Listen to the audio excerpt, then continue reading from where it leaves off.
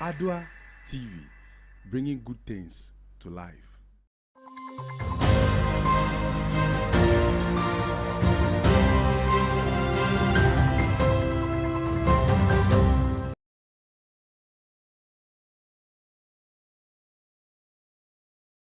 (30 minutes past 6). Hello there, good morning and welcome. This is AM News on Adoatv Television. My name is Nanya Macaulay. In our top stories this morning, the Deputy Finance Minister and Member of Parliament for Ejisu constituency has been making some comments at a news briefing over the weekend. Also coming up, members of Parliament are saying that the 2022 budget have no hope for Ghanaians. In health this morning, the Ghana Red Cross Society is urging Ghanaians to consume safe and clean water. We've got these and many others coming up in a jiffy. Please be my guest.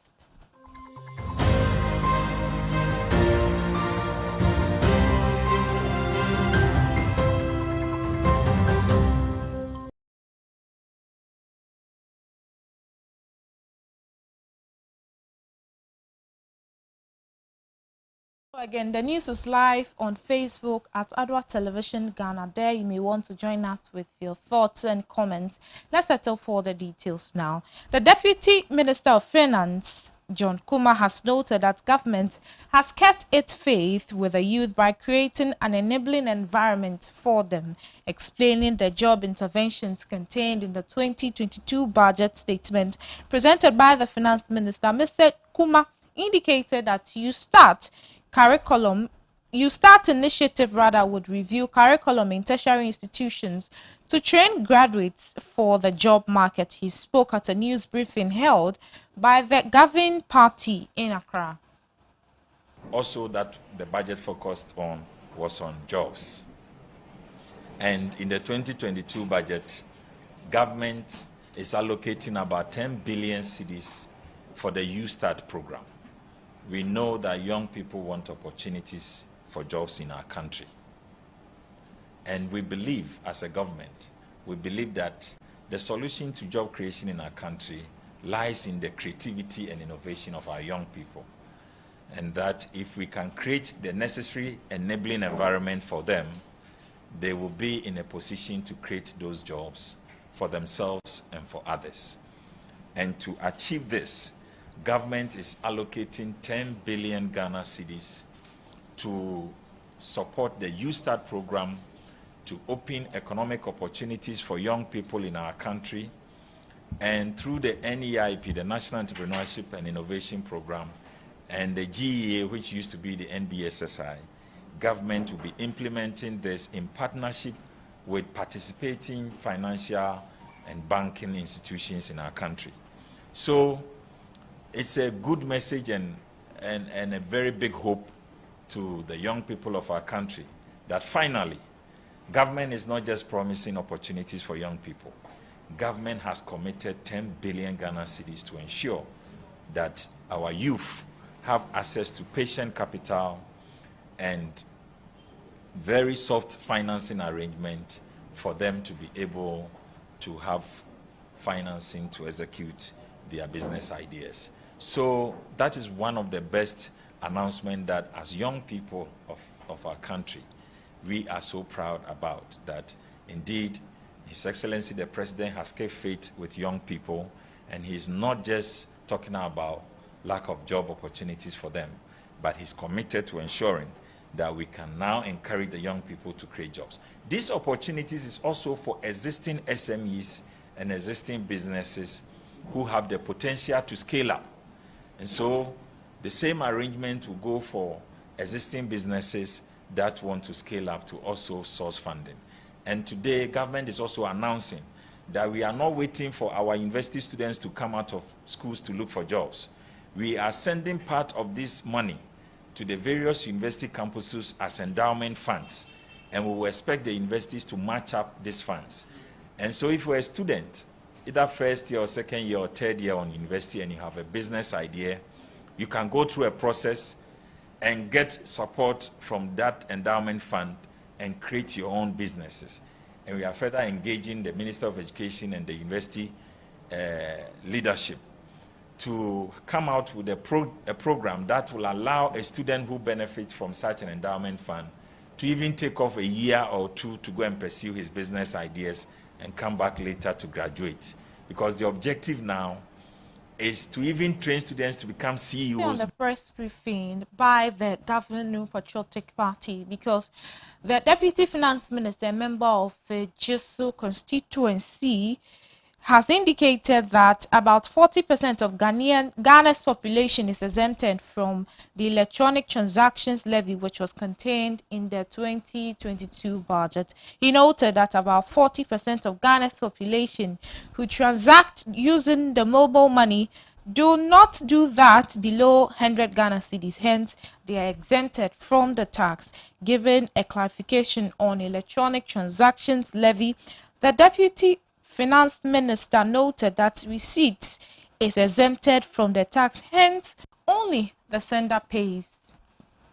They spoke to about 10,000 Ghanaians and received feedback on how such a tax could be introduced so that we do not disrupt the growth of digital progression in our country.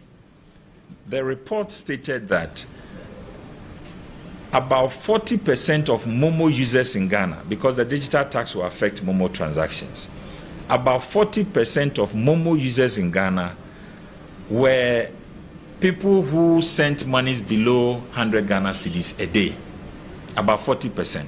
So we found that group to be very sensitive. And His Excellency the Vice President has indicated that he does not want us to introduce Momo tax to affect the poor. So per the research, we were able to identify that poor group, and they were about 40% of Momo users. So in this ye levy that we have introduced, we have exempted all the 40% category. They are not part of this levy. How are we going to implement that? Every Momo transaction that you transfer up to 100 Ghana cedis, we are not taking any levy on it. So the first 100 cedis of every mobile transaction in a day is exempted from this, so that we cover all the 40 and even more. Because beyond the 40%, above 100, the first 100 Ghana cedis is exempted, even if you are above the 40%. So everybody gets to benefit from the first 100 cedis. Okay? So we have exempted that group. Now, when you are going to collect your Momo, the receiver, he is also not paying anything. the receiver of your Momo is not paying anything. Okay? He's also exempted. It's not like if you are withdrawing, if I have sent you Momo, let's say you sent lawyer Boabia Samoa sent 500 Ghana cedis to his grandmother in the village. The grandmother, when he's taking the 500 Ghana cedis, is not paying anything. Okay? Now, lawyer Samoa, who is sending the money, the first 100 cedis on that 500 is exempted. So he will be charged the 1.75% on the 400 cedis of the money that he sent. Please, is that clear? This is what we want to explain to people. So on the Momo transaction, your first 100, okay, so your first 100 cedis transaction is exempted. So if you send money to your mother in the village, she is not going to pay anything. All Momo recipients in Ghana are not going to be levied. You are not going to pay anything on this levy. Now, it is only the sender who will be charged 1.75% of the transaction he's doing. But even that, the first 100 cedis is exempted. So if you send 200 Ghana cedis, first 100 cedis is not covered. You are going to pay 1.75% on the next 100 cedis. So even though you send 200, the Momo will apply the Momo. That report is Honorable John Kuma, who is the Deputy Finance Minister and also the Member of Parliament for Ejisu constituency. Let's move away from the MPP headquarters and go straight to Parliament, where some members, on reacting following the presentation of the 2022 budget statement, members of Parliament have shared their views and worries, saying that the budget presents no hope for Ghanaians. The members of Parliament who took turns to share their views highlighted dissatisfaction and lack of direction emanating from the budget. All of this means that there's no hope for Ghana, there's no hope for Ghanaians, there's no hope for the youth, there's no hope for every business person in Ghana. Even all the sectors, education, health, no hope. Look at even housing sector, look at the sanitation sector. This is a president that keeps saying that he wants to make Accra the cleanest city in Africa. The budget, what did they do about it? What did they specifically indicate that they are going to do as far as keeping the country clean is concerned? What did the budget specifically say about housing? Very open. For the past 5 years, they cannot point at a specific project they have done that alleviate the over 2 million housing challenges that we have in Ghana. I serve on the Western Housing Committee as the deputy ranking member, and so I know what I'm talking about. In the housing sector, nothing has been done. On the part of sanitation, like I said, most of the areas, even we have Zoom Lion workers that do not do work, yet every month assemblies pay. This is not a secret. It is an open something that we are all aware of. I remember last year when I was debating, this part of the debate, I emphasized on it. I said we wanted to know, especially the COVID funds, what they use the COVID funds for, the sanitation, which companies they paid money to. All these things they couldn't explain to us. So you can't continue to deceive Ghanaians. Let the truth be told that, look, we are all supposed to tax ourselves. I trust that if politicians, we are truthful to Ghanaians, and we tell every worker that, look, let's sacrifice even 200 Ghana from every worker's salary and we'll fix our rules, because we'll be truthful, then workers will obey. Are you getting me? So that they will enable a program or a road that this is Ghanaian workers' road and people will be proud of it. But we can't continue to be lying into governance. And when you lie into governance, it will expose you. His Excellency Bawumia said it. And now it is exposing them. Are you getting me? E-tax. We want to applaud you for e-tax. That means now if I'm transferring money to my wife or my child in school, they have to tax it. If my child should say extra classes, they want to tax that money. If my brother abroad is bringing money to the grandmother in the village who is to travel to go and take the money from bank, now the bank is going to pay money. At the same time, you are taxing my grandmother at home Oh, Massa, let's be truthful to ourselves. We agree there are challenges, and now continue. You say cover it, everything cover it. Should we blame cover it on everything? You are taxing airport tax for cover it. Have you not paying tax from cover it? Those who travel abroad and came home, those who live, you take tax from airport. So why do you blame this on cover it? I knew that this digitization was going to end up in Ibaumia pickpocketing. Today, as you are here working, immediately your money gets into the bank. Unless you go to the bank to withdraw the money in cash, any attempt to spend that money through any electronic means, whether you are transferring directly to somebody, you are transferring to your Momo wallet, you are paying out to your grandmother in the village, Baumia is waiting to take a share before you spend that money. And yet you have paid taxes on that income. So you are paying double taxes because your income is taxed. The money that they now give to you as your net salary is also taxed if you spend the money by any electronic means. So what it definitely means is that we have reversed the electronic platform that we are creating by over 25 years. I will always go to the bank and withdraw my money, so I don't pay that money. It is the same way you are likely not to be using your platforms to spend your money, but will be queuing at the bank because you want to avoid double taxation of the same money that you pay the taxes on.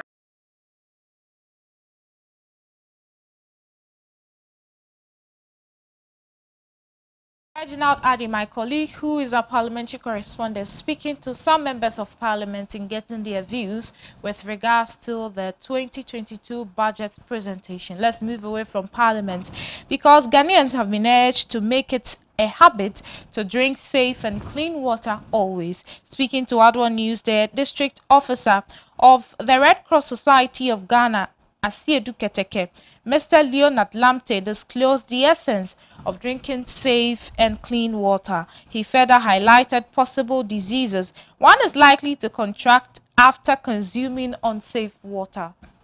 It is very important because of late we get information about stomach abscess and other typhoid and other things, other illnesses. So therefore, we want to encourage everyone to drink and to ensure that they take in good and clean water, especially not to experience cholera again. It was last 2013 we experienced cholera and it was very bad, and we didn't want to experience that cholera again. So we are encouraging people to drink safe water. Most of the sachet water we drink, I normally call it mineral water because there are minerals in it. So you ensure that the water you are drinking, you have treated it well. Then you know that you are drinking a safe water. Encourage all those who misuse or mishandle. Roland Lamte is the district officer for the Ghana Red Cross Society in Adoatv district. Let's move away from there because the rehabilitation of the Accra and Sawam Railway is expected to reopen for passenger service by the end of August 2021, according to then Minister of Railway Development, Mr. Peter John Amewu, and when he appeared in Parliament. But the deadline was extended due to unforeseen circumstances, in line with service as a means of transportation for residents of Nsawam traveling to the Central Business District of Accra, but activities on the line ceased in October 2017 when the Tema Accra Bond train derailed at Tesano. Traders are calling for the railway to be fixed to constrain from the road network. Some traders at the railway station expressed their concerns about the use of the train and the state of the railway station as they spoke to Adoatv News. According to Yard Baby, boarding a train was less expensive and time efficient as compared to other commercial transport. Hence, she is urging government to walk the talk and fulfill its promise of rehabilitating the Accra and Sawam Railway.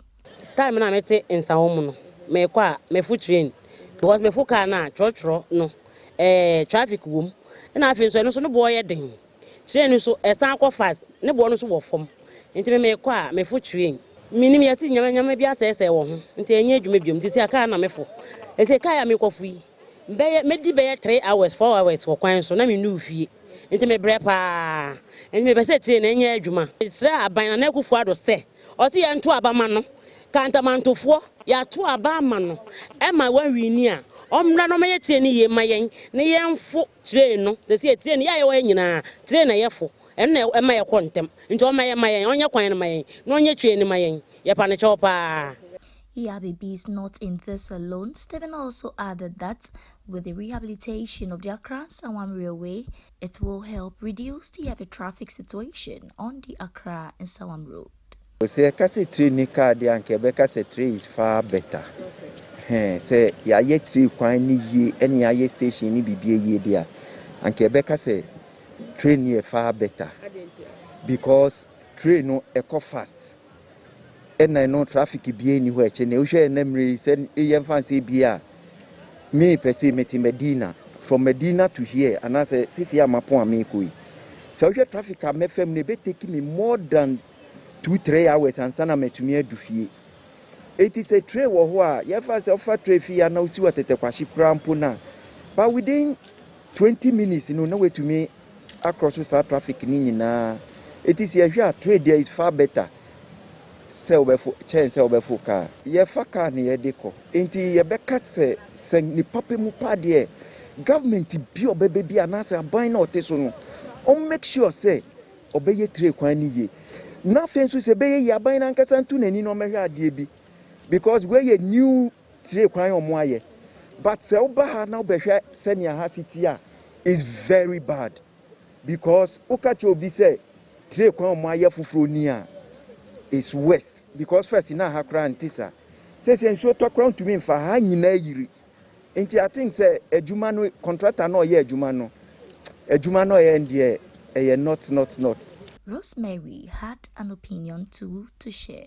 Train enya adwuma de mboa Ghana for kra because train enke ye adwuma enke betimi de bi asiesia asemo amoba e mo hunse na ha ekọ train susu eboa e ma yetimi siesia oman mu ukọ abroche kra sa na mo ye no train fair na no anom de siesia oman ni mu train enya adwuma de happen ti yesre omo mboa na train timi nkọ from Ghana Accra to North eho nyina ekọ a yebenya sika because anya kakra ebegigi no yebetimi de aye bibia aboa train way for no so ati ase chaban no and the train de ye hu hia Ghana for pan to apply the Accra and Nsawam Railway sharing their plight with the news team. Let's move away from there because the National Road Safety Authority has begun public eye screening and sensitization for commercial drivers and vulcanizers in the Savannah region.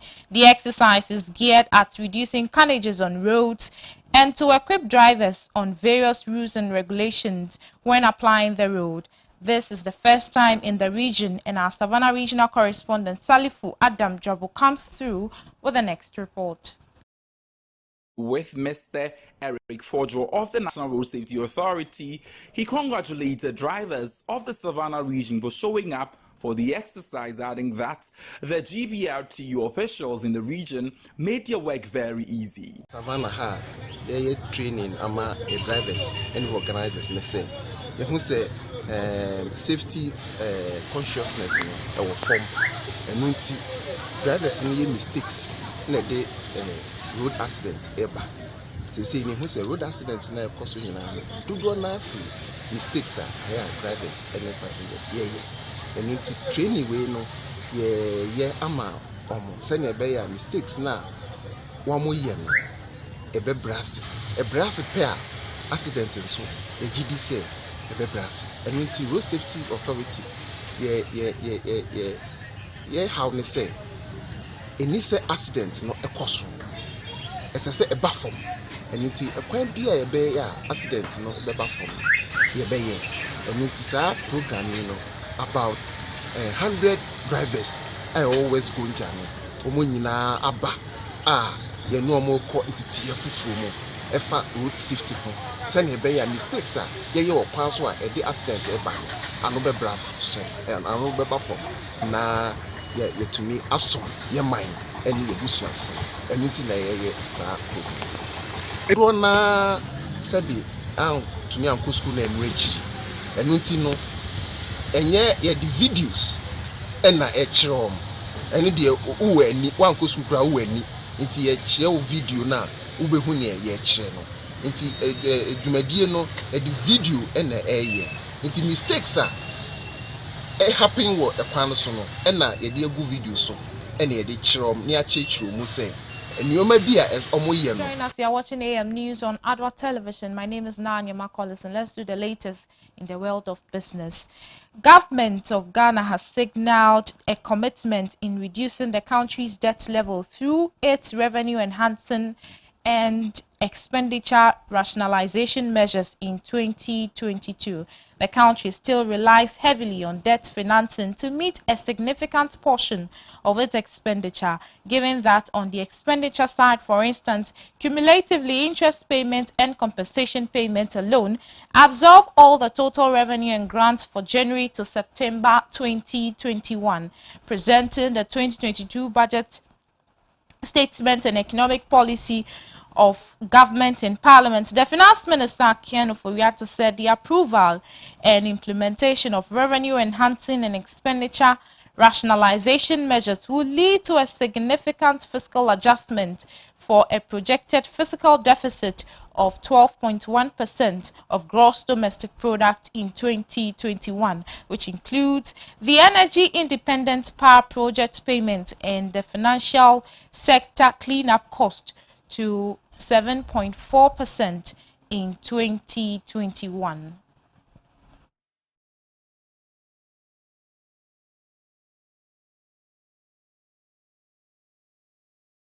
Visit www.adwanewsonline.com/business for more business news. Let's do the latest in the world of sports. The Ghana Boxing Authority have taken a delivery of 10 new belts to cater for the promotional needs of their calendar. The arrival of the belt would give its sanctions bout to a new image and ease the stress associated with the arrangements of championships.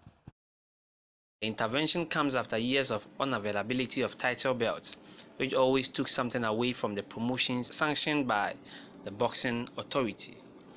As of October 2021, they had only 2 title belts for all the active weight divisions between flyweight and welterweight divisions. Notable names such as former world champion Professor Azuma Nelson, former Minister of Youth and Sport Honorable Ni Lante Vanderpoel, Joseph Agbeku, George Ashi, and other dignitaries were present at the ceremony. Under the GBA's rules and regulations, every champion is supposed to stage a voluntary defense after a maximum of 90 days and a mandatory defense within a period of 6 months. As the situation stands, all champions have hardly kept any title belts in their closet.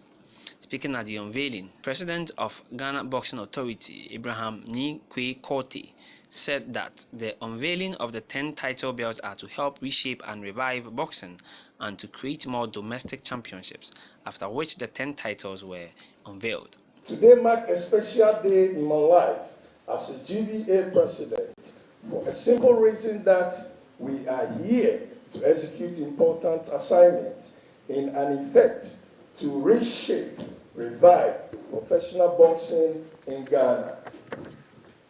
Ladies and gentlemen, the single stone in this contest is the event.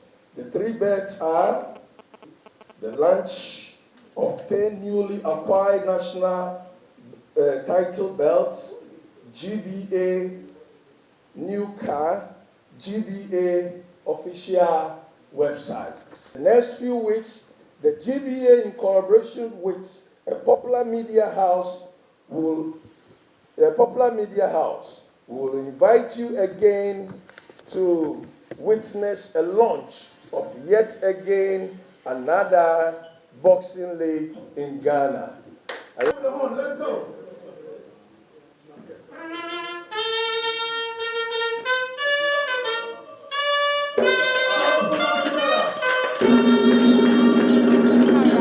Today's edition on AM Ghana Show on Adoatv Television. My name is Nanya Makolis. We'll bring you updates of these stories in our subsequent bulletins. Meanwhile, you can visit our website www.adwanewsonline.com for more news. My colleagues for AM Ghana Show are on standby to bring you the trending stories in the country and beyond. My name is Nanya Makolis, and it's a pleasure coming your way. Good morning.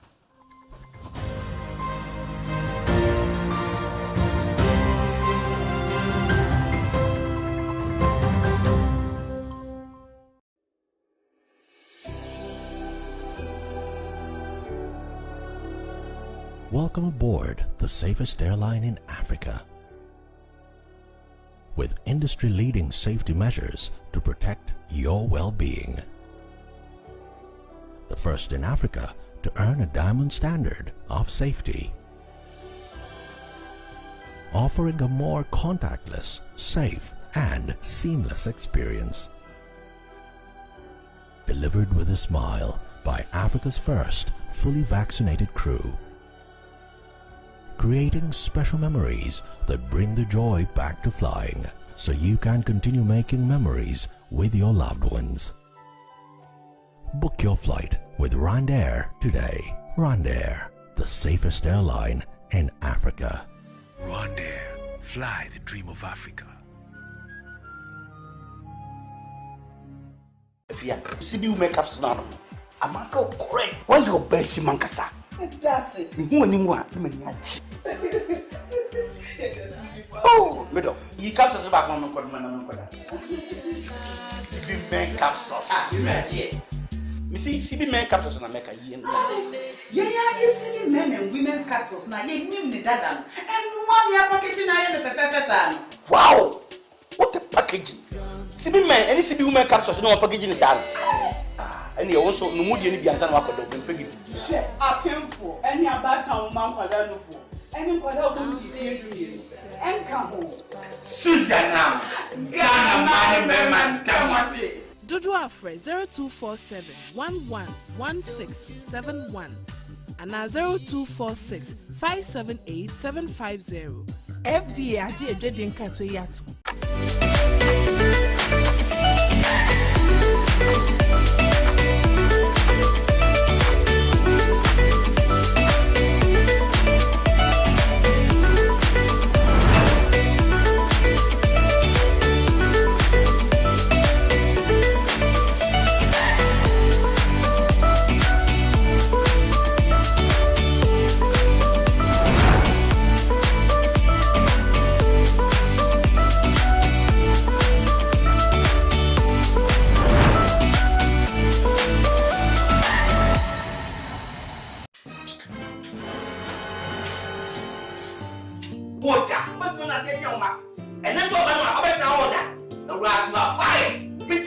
Malaria and tea. You are yet more bono. Malaria, therefore, yao. Enti awo. I shouldn't customers. When you say, Mammy, I am smart. I perceive Malakio. I'm money buyer or the eco school. Share. Say a pianisi berry market tea and malaria and tea. I want to mean. And now, Emma will be around to walk. So we have malaria test. Maybe one. And better one. And the CB Malakio. You didn't know. And now kick out bomb as soon as I CB Malakio. And no way so there. And I don't grow. I yet that shit. A drawing near my appeal for about a woman for any quada won't feed me. Susanna, what would you with you? FDA Shasha Sa a Jedi and Kratoimu Adia to Muse. Announcements on Adoatv. Contact Adoatv for your general announcements, proclamations and publications, job vacancies, etc. at a very affordable rate. Call 050-92-57754, 020-9494-258, or visit our marketing desk at Step Work premises. Adoatv, bringing good things to life.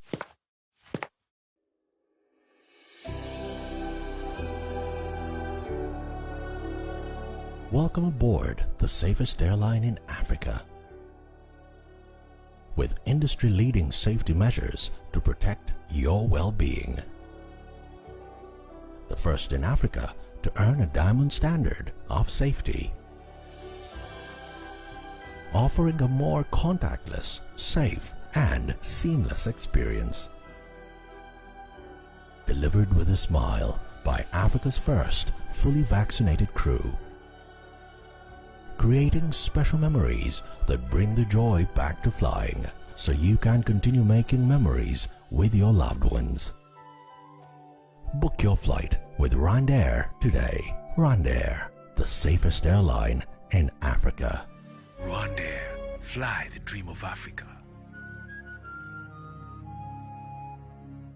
Do you know that we have phenomenal influence on our various regulatory bodies? How many of these regulatory bodies do you know within the country? Are you aware you can lodge your complaints if and when you are not satisfied with a product or service? How often do you ask the relevant questions? Whom do you call when things are not rightly done? Connect with me on Regulators on Adoatv as we deliberate on the purpose of these regulatory institutions, their functions, accomplishments, and shortcomings. We ask the back-breaking questions and get the unpolished truth. Be a part of our conversations.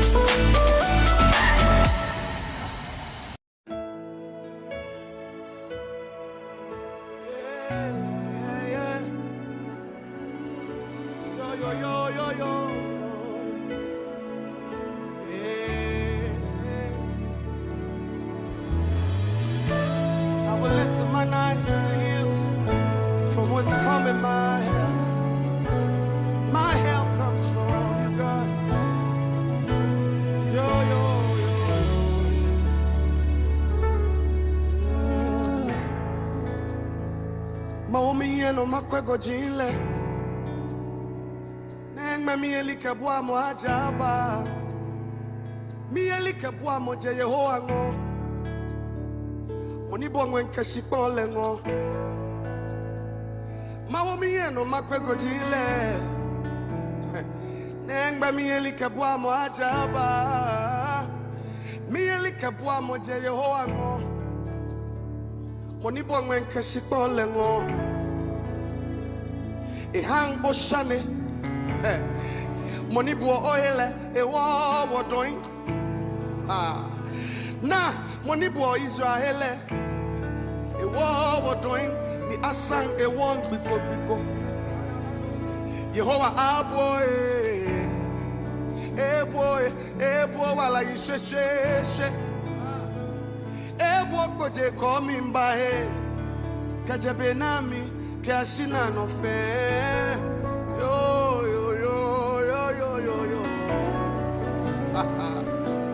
My help comes from you, Jesus.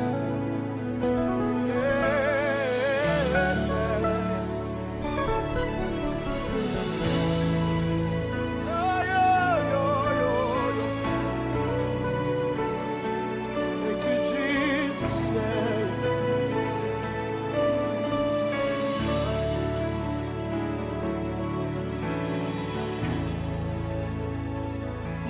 No makweko jile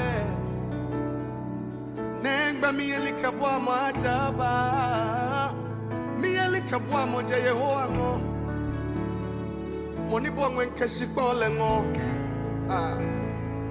hang oshane Moni bua ohele e wo doing Na moni bua Israel e wo doing ni asang e won biko hey Yehovah aboy e boy wala yisheshe e boy koje komi mbae kaje benami ke ashina no fe corona nyagbebo noko nyagbebo yeah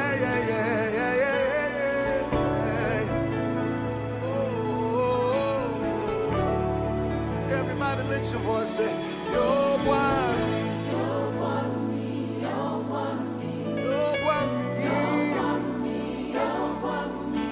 Jimmy and Okamo, Atayo, Wami, Yo, Wami, Imbemogo, Yosegra, Jimmy and Okamo. Atayo, Wami.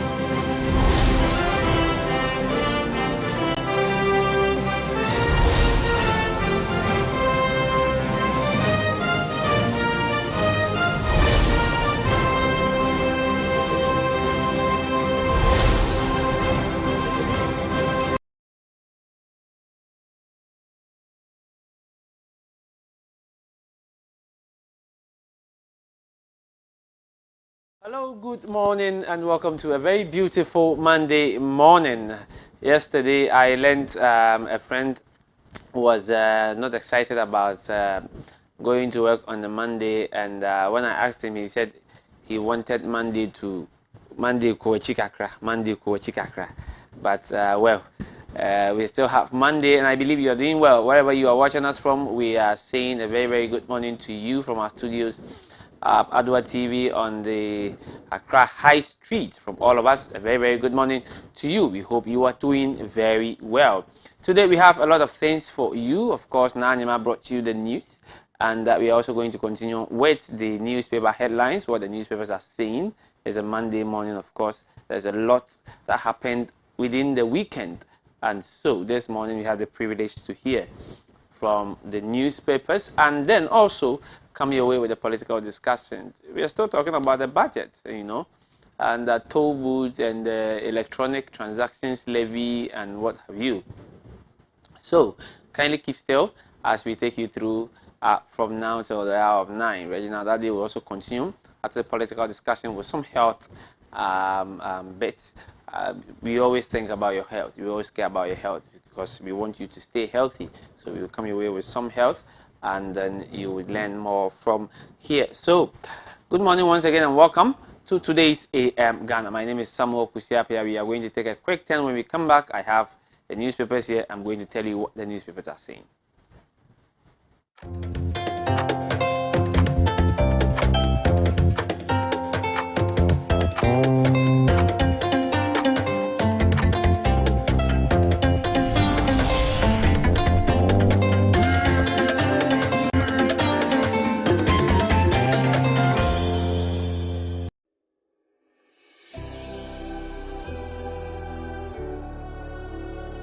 Welcome aboard the safest airline in Africa. With industry-leading safety measures to protect your well-being. The first in Africa to earn a diamond standard of safety. Offering a more contactless, safe, and seamless experience. Delivered with a smile by Africa's first fully vaccinated crew. Creating special memories that bring the joy back to flying, so you can continue making memories with your loved ones. Book your flight with RwandAir today. RwandAir, the safest airline in Africa. RwandAir, fly the dream of Africa.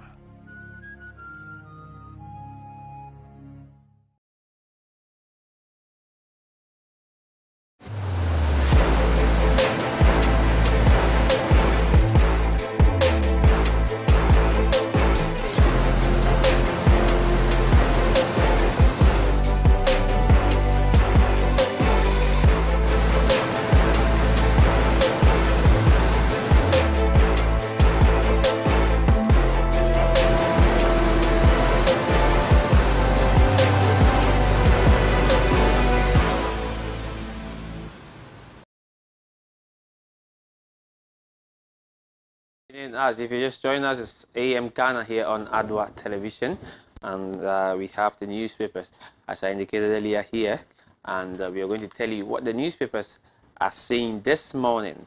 Now, Daily Graphic, quite hefty on Mondays, and what do we have here? 10 billion Ghana cedis package earmarked. It will support entrepreneurship, says Finance Minister at post-budget workshop. So you know the post-budget workshop happened over the weekend in the Volta region, and this is what the Finance Minister is saying, that the 10 billion Ghana cedis package earmarked will support entrepreneurship. Okay. Now, Captain Kojo Chikata dies at 85. Kojo Chikata dies at 85. And Sean Arrogance, Vice President, advises heads of state-owned enterprises. Sean Arrogance, Vice President, advises heads of state-owned enterprises. That's it for the front page of the Daily Graphic. Let's go and see what's inside here. Now, what is American saying? Biden to hold Africa summit to boost cooperation. And in Sudan, Sudan's military reinstates Hamdok. Sudan's military reinstates Hamdok. All right. Now let's come back to Ghana and wow. Big issue. The big issue here is about childhood cancers. Childhood cancers, and of course there is a picture of late President Rawlings and late Kojo Chikata here. Provide date for DTT transmissions switch off. Government urged. The minority leader in Parliament, Haruna Idrisu, has urged the government to take immediate steps to announce the date for all analog transmitters and frequencies in the country to be switched over to the digital terrestrial television transmission platform. And they also help revive traditional values among children, former First Lady tells African writers. Okay. Venture into own businesses. Dr. Baumia to graduates. Venture into your own businesses. Dr. Baumia is urging graduates. All right. Message from the Minister of Education and Chairman of the Ghana Commission for UNESCO is here, and the address by the President as well is also here. The office of the... Okay. So these are all related to the UNESCO Fellowship Program. The UNESCO Fellowship Program. There's quite a lot on it. Okay.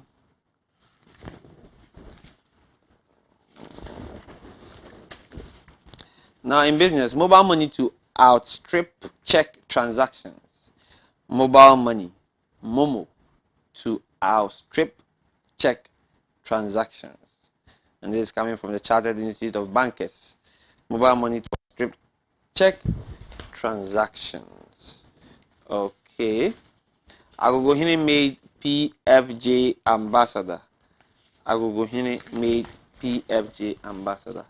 No withholding tax on gold export from January 2022. Minister is speaking here. No withholding tax on gold exports from January 2022. In education, GIGA to start MPhil PhD programs. GIGA to start MPhil and PhD programs. 2021 BEC ends amidst jubilation, and police restoring public trust confidence, IGP says. Now let's quickly move to the other pages. Ghanaian flagged vessel delivered to support Ghana's offshore operations. Ghanaian flagged vessel delivered to support Ghana's offshore operation. In sports, Isaac Dogbe outpoints Diaz. Isaac Dogbe outpoints Diaz. And House of Folk to make amends in Confederations Cup against JS Saura on Sunday. House of Folk to make amends in Confederations Cup against JS Saura on Sunday. And at the back page, Kumasi Asante Kotoko beats 11 Wonders to maintain lead. All right, so that's it for the hefty daily graphic on Monday, November 22nd, 2022. What do I have next? Let me go to the New Crusading Guide. Now, the New Crusading Guide says NLA to secure 45 million Ghana cedis in 2022. NLA to secure 45 million Ghana cedis in 2022. Samuel Oku assures. Yellow Krobo at the crossroads as tension mounts over chieftaincy brawl. Yellow Krobo at crossroads as tension mounts over chieftaincy brawl. First air conditioners and refrigeration test lab commissioned. First air conditioners and refrigeration test lab commissioned. and Dr. Amin Anta initiates scholarship scheme for best 20 BEC students in Karaga. Okay. Thank you, Dr. Amin. So, Supreme Court rejects any voter application to appeal High Court's affirmation and NPA best I have seen in 21st century. The Executive Secretary of the Africa Refiners and Distributors Association. 2022 budget analysis, key education policy issues and why they will improve learning outcomes. That's a special feature in the in the New Crusading Guide. And in sports, Manchester United sack manager with club 7th in the Premier League. And the Ghana Football Association launches Women's Super Cup and the 17 Championship League. And draw dates to be announced next week as far as Qatar 22 is concerned. Quickly, that is it for the New Crusading Guide. Now, let me move to the Daily Statesman. Daily Statesman, Karaga MP initiates scholarship scheme for best 20 BECE students. And Samir Oku is still speaking. He says, I am not at NLA for politics. I am not at NLA for politics. Euku assures his focus is revenue mobilization. Dr. John Kuma is speaking here. He says, e-levy is progressive. E-levy is progressive. And Baumia lauds Bank of Ghana others over efficient payment systems. Efficient payment systems. Resume dredging to lessen tidal waves disaster. Parliament to VRA. Resume dredging to lessen tidal waves disaster. Parliament to Water River Authority. Okay, so let's try and do some more stories here. The budget statement and economic policy presented by Ken Oforiatta, Minister of Finance, on Wednesday, November 17, 2021 is also here. You can grab a copy of the Daily Statesman and you'll see it quite lengthy. Yes, quite lengthy. Now, let's quickly move to the sports page. It says, Oligana Social, Manchester United sack manager with club 7th in Premier League. And Ghana striker Richmond Boachi becomes a father for the first time. Ghana midfielder Braden Menu scores for Darmstadt in big win over St. Pauli. And emphatic Liverpool ends Arsenal's unbeaten run. Messi scores first league goal as PSG go 13 points clear in France. Messi scores first league goal as PSG goes 13 points clear in France. Okay. Now the daily guide. Daily guide. Kojo Chikata is dead. Kojo Chikata is dead. Stories on page 3. And Ghana back after leave. Sorry, Nana back after leave. Oh, why did I say Ghana? Nana Akufo-Addo is back after a few days on leave. NDC minority rebels against the electronic levy, e-levy. NDC minority rebels against e-levy. And Deputy Finance Minister explains e-levy. So whilst the opponent is rebelling against it, they are also explaining it.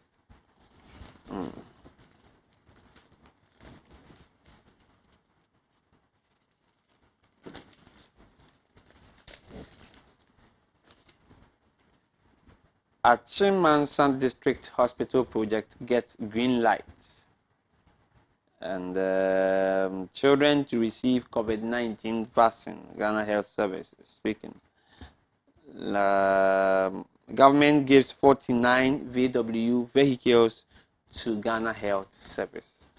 Government gives 49 VW vehicles to Ghana Health Service.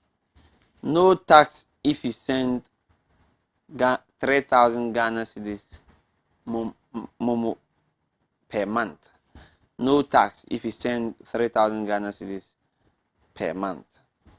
Leave NAPCO to private sector.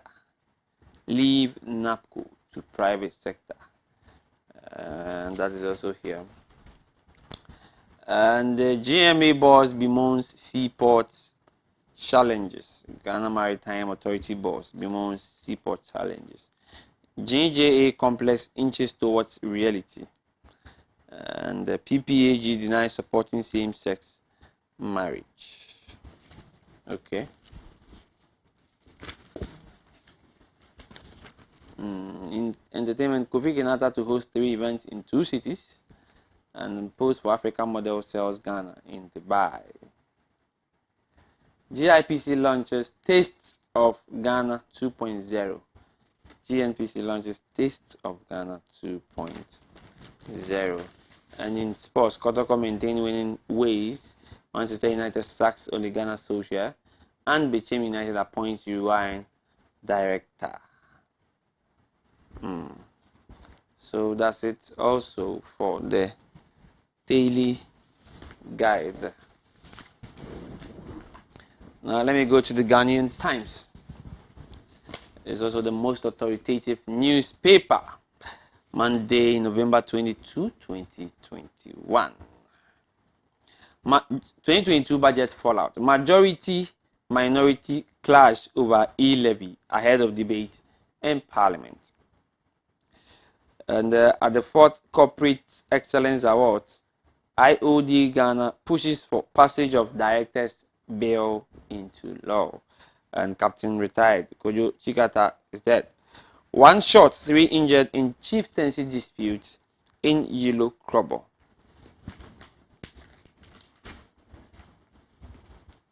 Chief Justice establishes tax courts. Chief Justice establishes tax courts, and Lands Minister orders Ahafo Rexec to clamp down illegal activities of 2 groups.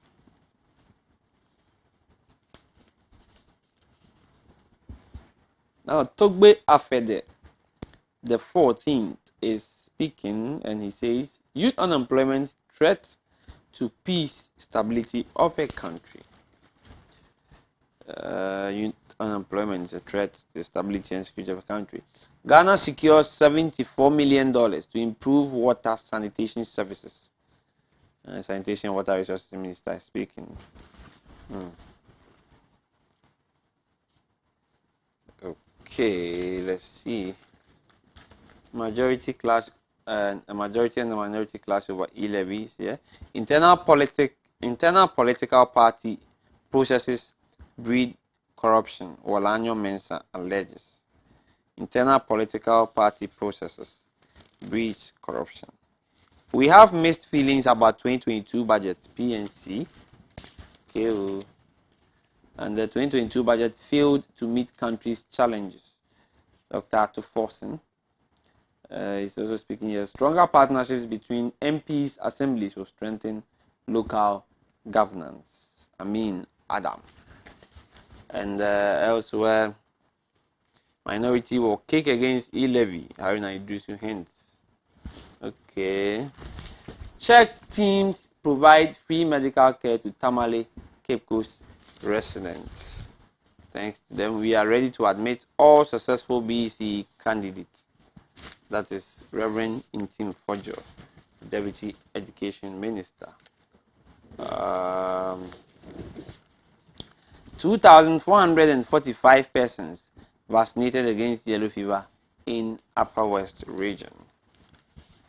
And Shama Anglo Beach residents appeal for sea defense wall to protect community. Germany-based Ghanaian doctor donates 400,000 euros equipment to Boko West District Hospital. And the Deputy Trade Industry Minister markets Ghana as right place for investment.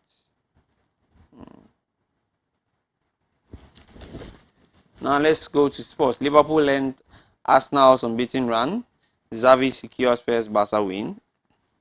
And Manchester United sack Solskjaer after Watford defeat.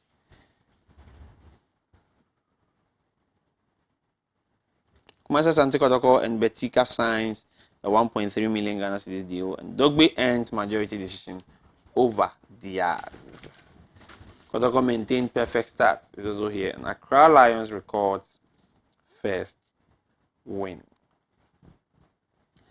And well, Hearts lose, Oli draws. Okay, so that's it for the Ghanaian Times 2. Let me go to the next paper, the Chronicle. Sami Euku talks tough. I am reviewing NLA KGL multi-million-dollar deal. I am reviewing the NLA KGL multi-million-dollar deal. Says his administration will not take anything less than 45 million Ghana cedis per annum. Dispute over construction of Agenda 111 hospital in Achimansa settled, and chief pleads with police. Probe Yellow Crop disturbances. Konfanosi Teaching Hospital reacts to purported Shraj probe, and Supreme Court clears way for Western chiefs to hold fresh elections. NPA, that's the National Petroleum Authority, receives award for digital excellence. NPA receives award for digital excellence. Sanitation Ministry presents pickups, motorbikes to 8 MMDAs in Kumasi for public education on sanitation. And in business, net pension scheme guarantees higher returns than Treasury bill. The Director General of SNIT, Dr. John Ofuri Tenkran, speaking. And I've read this already. In entertainment, I don't like Shatawale. Strongman is speaking. Our beef wasn't deep. Samini is still an elder brother. Stoneboy here. And in COVID-19, Western region to vaccinate over 20,000 masqueraders.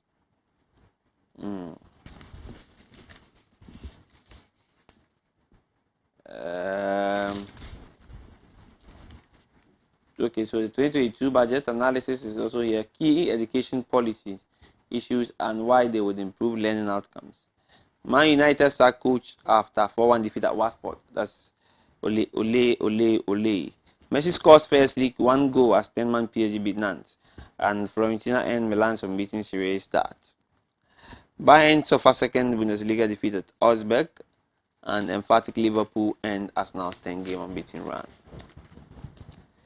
Isaac Opon scores stunner as Kotoko beat Wonders. The Diana Stars edge RTU in 6-goal thriller. And Oli in great comeback to draw with Dreams. Ashanti Gold add to Hearts' woes. And Chelsea bring down high-flying Ken Faisal. Let me do the quotation. Proverbs chapter 21 verse 3. To do righteousness and justice is more acceptable to the Lord than sacrifice. To do righteousness and justice is more acceptable to the Lord than sacrifice. This is our word of the day, and that brings me to the end of the newspapers. We are going to take another quick time. When we come back, we have more for you here. Stay with us.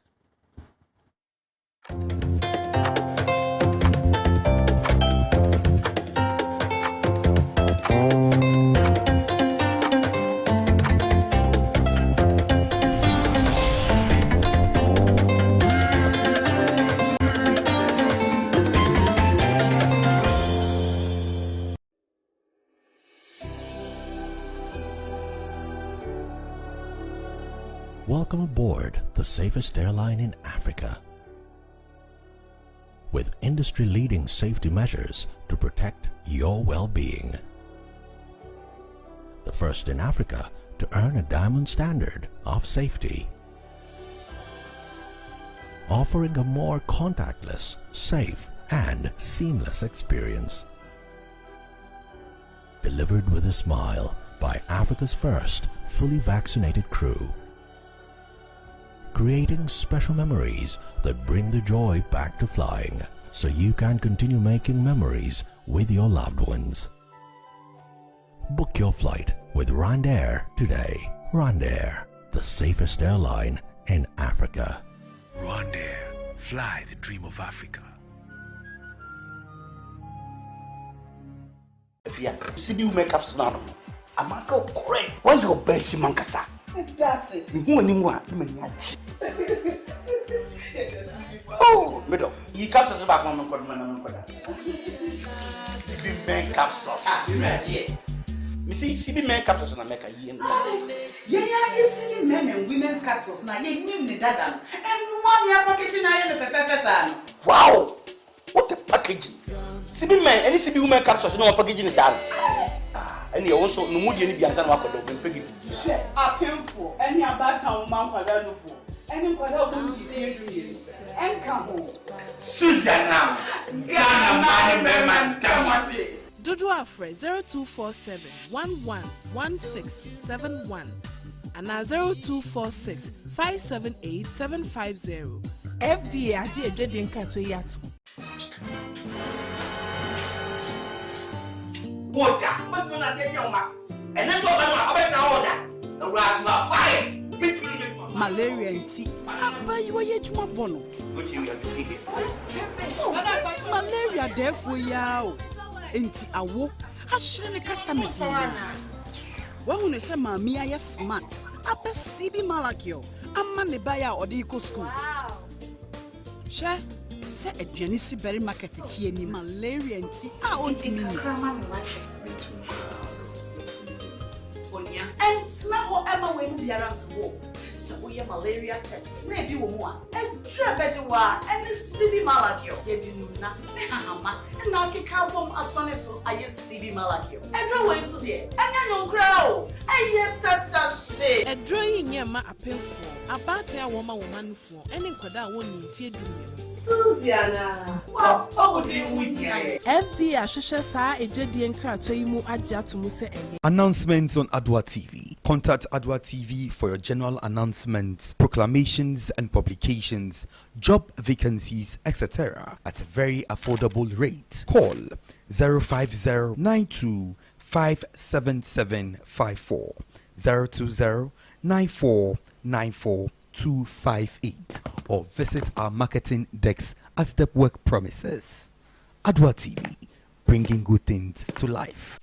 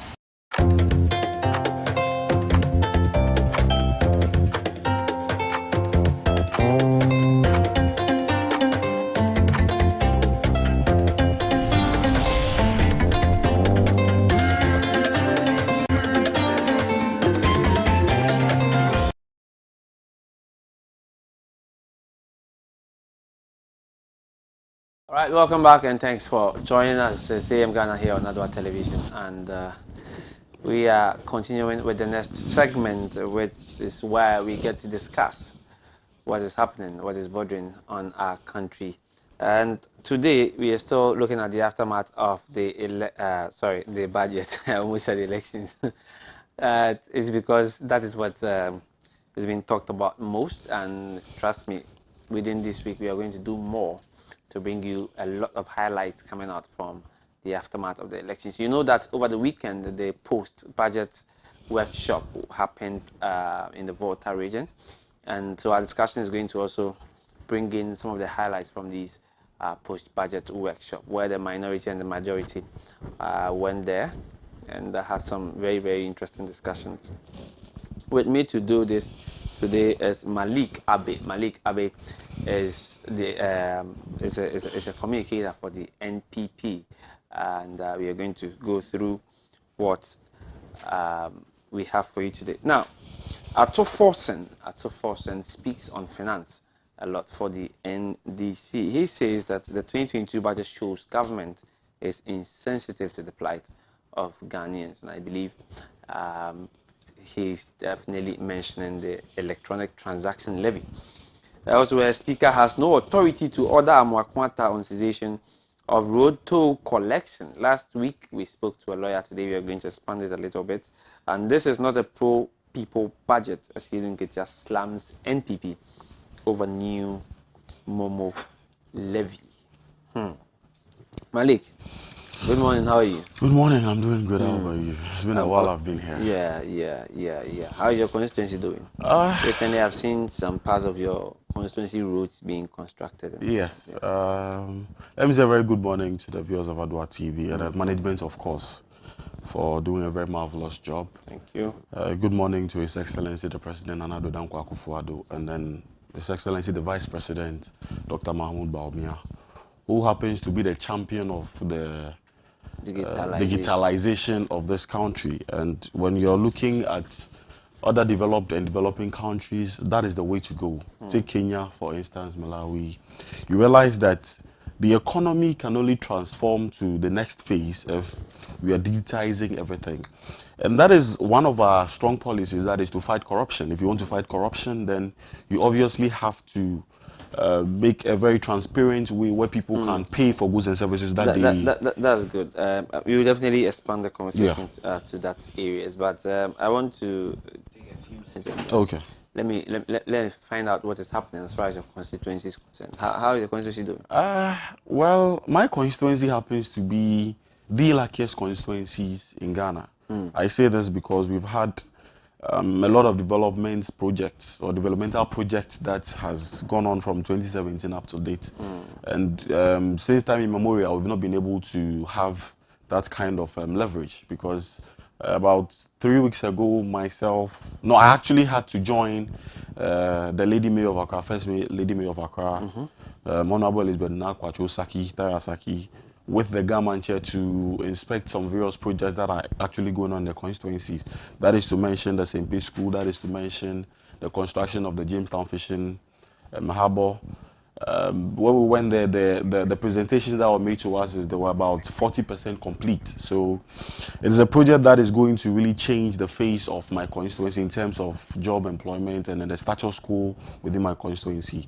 And then quite recently, we had a construction of roads within the Amamomo electoral area.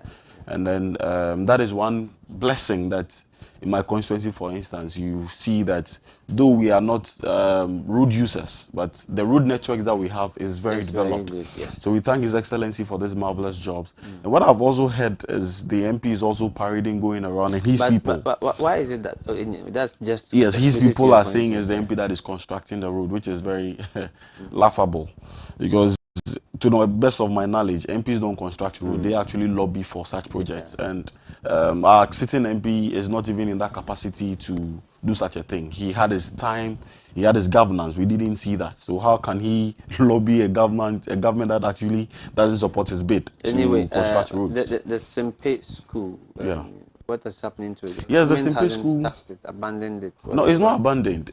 We took it from a certain phase, and now when you get to the Sempe School, as we embarked there recently, you could see it's about close to 80 to 85% completion. So that is to tell you that the where we picked it up from, which was actually below 50%, we are gradually finishing the process. And the AMA, actually, the Lady Mayor, has a very firm grip that she believes she'll be able to finish with the construction, get the constituents on board. So thank you very much. Let me welcome McLean, Jokachi, right? Good morning, McLean. How are you doing? Good morning. I'm fine. Okay, great, and thanks for joining us. Where are you currently? Are you in your constituency? Are you home? Yes, I just came back from my constituency, and I'm in Accra now. Oh, okay. So I mean, tell me a little bit about your constituency. How are the people there? I mean, are they okay with projects? What are the problems you are facing there? Thank you very much. Let me use this opportunity to greet my good friends in the studio, yourself, and your other hardworking staff for always bringing to us very important items at stake. And then also let me say good morning to my constituency, though I just left there. That's at yesterday. Yes, my people, from the inception of Akufo-Addo's government, we have been neglected.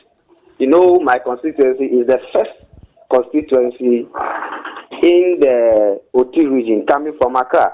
And His Excellency has created a constituency that people are in offices are being paid, but you don't see any work there. You cannot pinpoint one particular thing that the government of Ghana has done to OT region. Cassava processing machine. A cassava processing machine that even my family has before he came to do that. So when you ask me of my people, especially Biakoye constituency, there is nothing that is happening there. The worst of it all is that the people are now lamenting about the e-levy that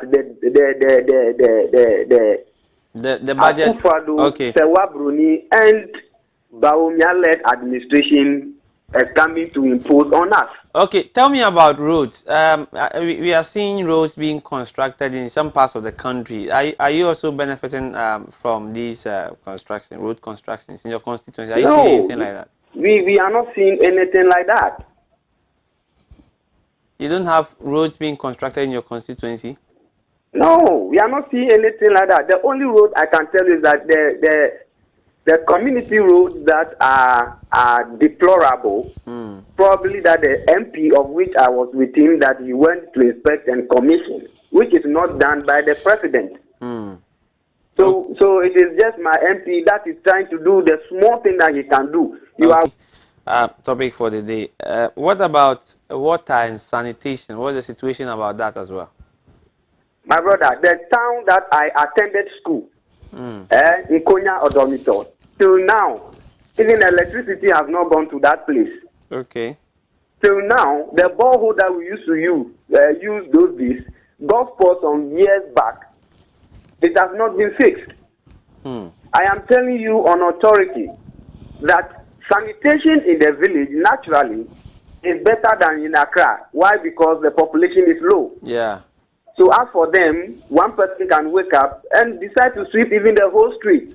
But when it comes to water, I'm telling you that the government of the day have failed abysmally.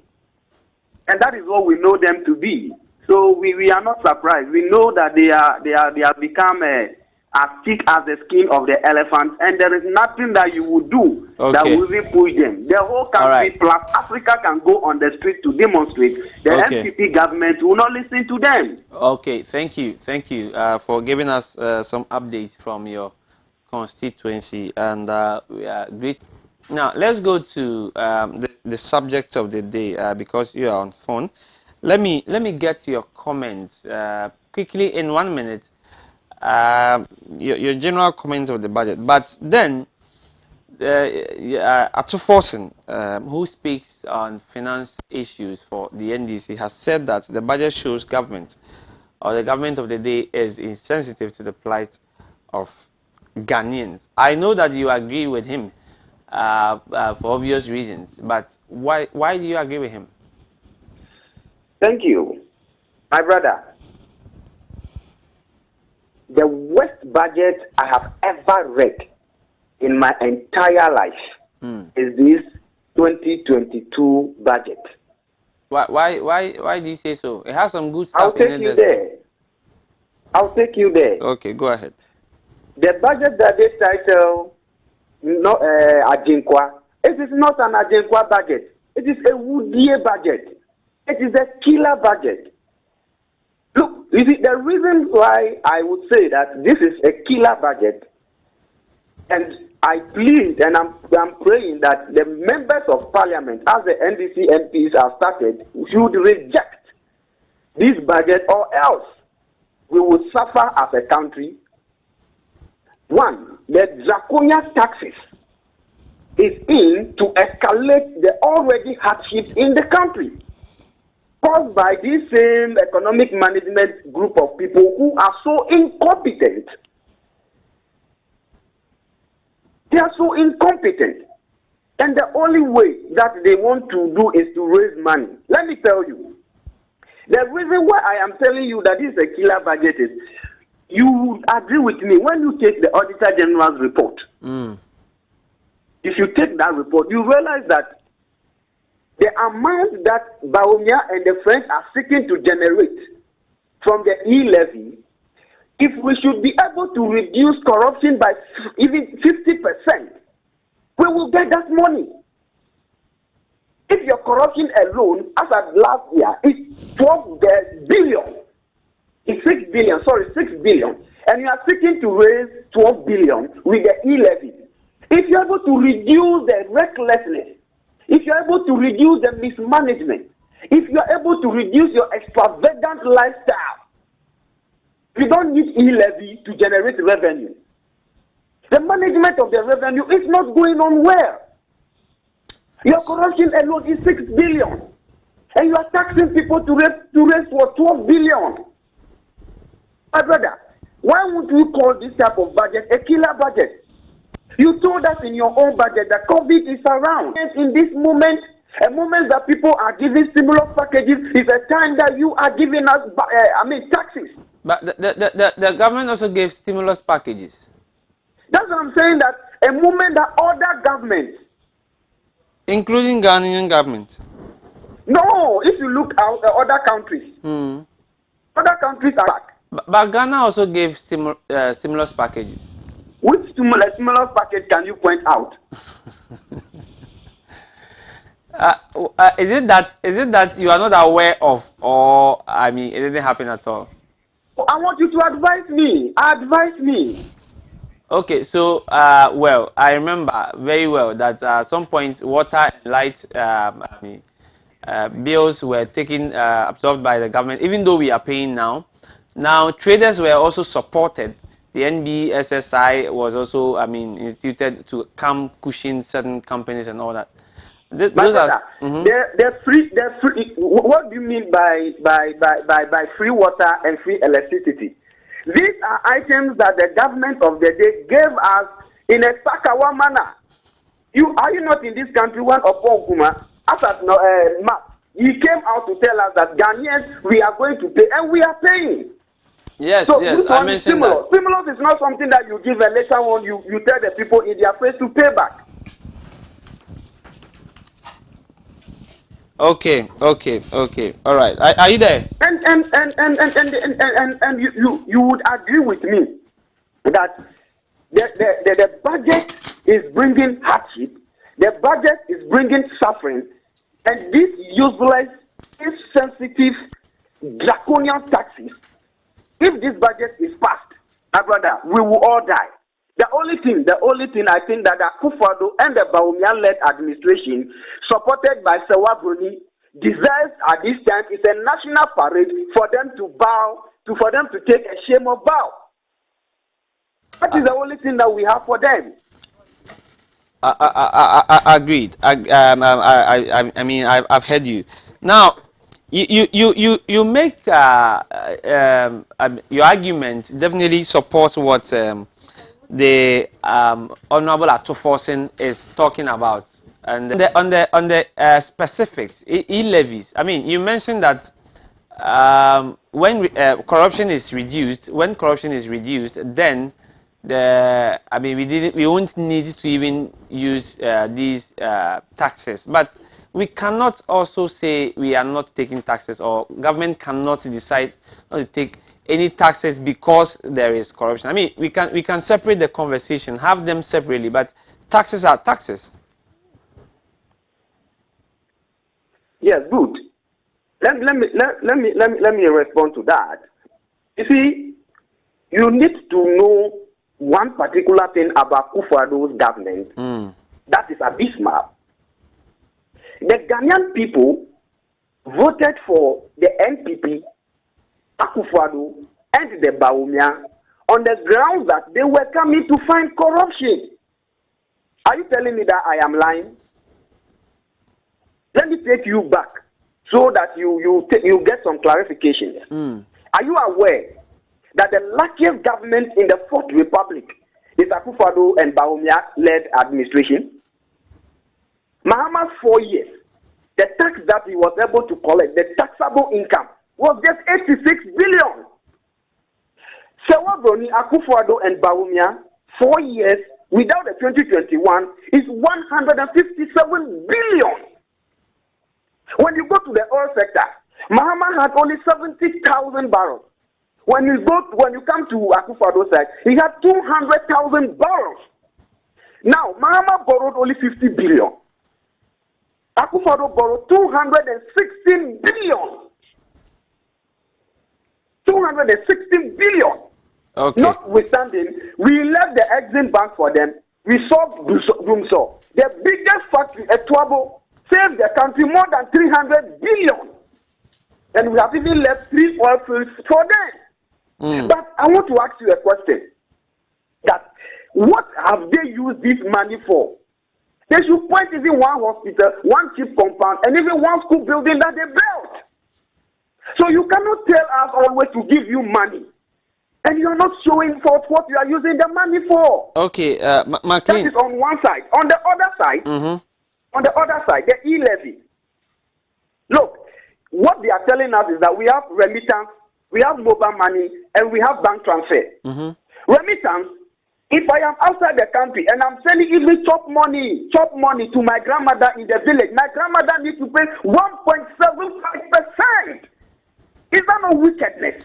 Okay, McLean, kindly hold on and let me come to your colleagues in the studio. But I've also been joined by Vericaps.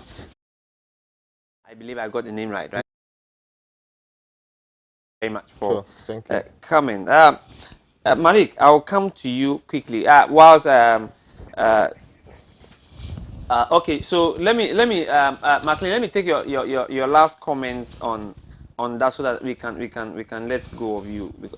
Veritas has also joined us so that Malik and Veritas will come in. So kindly wrap up on the e-levy and then lightly on the toll abolition, the collection of the tolls for me. Okay.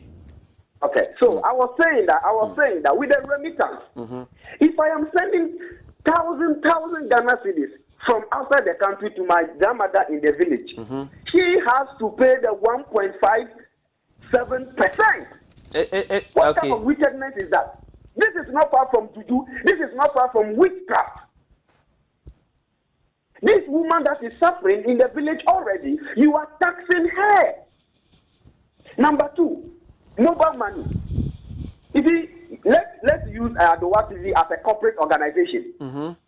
If Adoatv decides to use mobile money to pay its staff, already Adoatv, you pay tax on your employees. Is that not true? Your tier 1, tier 2. Don't you pay? Yes, we do. You pay, and you are now sending money to your workers. You are paying their salary through mobile money. Don't tax that money again. Is that not witchcraft? If your workers have decided to send that same money to their mothers, they will tax that money again. Is that not witchcraft? If your mother decides to send that same money to Adua, who is a junior sister, the Adua side will also be taxed again. Is that not another witchcraft? Okay, thank you. I'm telling you that if you need a definition of wickedness, if you need a definition of wizardry, it is not far from these items. Okay. Thank you. It is something. And the most annoying one is that when you are paying tax, if you are going to GRA to pay tax to GRA, the tax that you are going to pay, when you use mobile money to transfer the money to GRA mobile money, you pay tax on the tax that you are already sending to GRA. Is that not double taxing? Understood. So what they are seeking to do is that we will now drive to the bank and take our money, put it in our pocket, and come and pay our workers. Okay. McLean, thank you. Your colleague, I'll have to let you go. Your colleague, very caps will continue from where you are. I believe he's going to continue from where you have left off. Thank you very much, McLean, for joining us. Okay. Welcome. Thank you. Welcome. All right. Thank you. So that was McLean Ajokachi. McLean also speaks for the NDC. Now, Malik, let me come to you. You've heard a lot about McLean, which I obviously also know you disagree. But can you let us know about what Atuforsen also said? Atuforsen says that this current government, the budget that was read some few days ago, is insensitive to the plight of Ghanaians. Thank you very much. Before I come there, he made a certain comment. Let me just quickly clarify that. You can just put now, them together even in whilst the you of respond, course, and then you also in the make budget for his clarification and education, we're made to understand that during the CAPBAS, you asked him if he doesn't know any of the government interventions during the COVID. So I just want to put one out. During the CAPBAS process, that is when MBSSI decided to give loans to businesses. Exactly. Now we had a total of 302,001 businesses that were supported by government through this means, and the total expenditure awarded to this one was 523.11 million Ghana cedis. So if he is telling us that he doesn't know what government did, or he can't point anything that government did, then this is for his education. The second thing he said was about sending remittances. Now, for his education, the end receiver does not pay when for this charges, the 1.7, when this thing is involved. So you who is sending, when you're sending $1,000 to your mom in the village, your mom who is receiving the money does not pay any part of the tax. It is you who is sending that would, yes, the sender that will bear the cost of that. So I'm begging him, that is for his clarification. Now, when I listen to Atuforsen's comment, it's quite funny, because in this country that we are, let me just start from 2012. We in a country where in 2014, ex-president John Dramani Mahama told the whole world that the percentage of people that pay tax in this country does not even exceed 30%. And he is not elected to make popular decisions. That's what ex-president John Mahama said. So he has to go and knock on people's door to take taxes. So the only option that has to do is to expand the tax net. That is what he said. So from 2012, I wouldn't go back deep, but from 2012 to now, what the NDC has done is to introduce no less than 39 different tax components. That is from 2012 to 2016. They've introduced 39 different tax components. Out of that tax components, it is only 6 of it that were aimed at reducing taxes. So 6 out of 39. So you are talking of, you're having 33 different tax components, which is burdening the people of Ghana. And Atuforsen is saying what? That our government is burdening people. Perhaps the government is also adding to the already existing. When we came to government in 2017, our tax components that we did, out of the 13 taxes that were reviewed, all of them was aimed at reducing the taxes. We even, there was a time that they were taxing financial services, 17.5%. So if they were even taxing, how do you call it? They were taxing financial services that if you go to the bank, you want to make bank transfers, all those things, they were taxing it. And we came back and we scrapped it. So it's even funny enough that today they are saying that we are taxing the financial services as well. And I want to make it... It's apparently because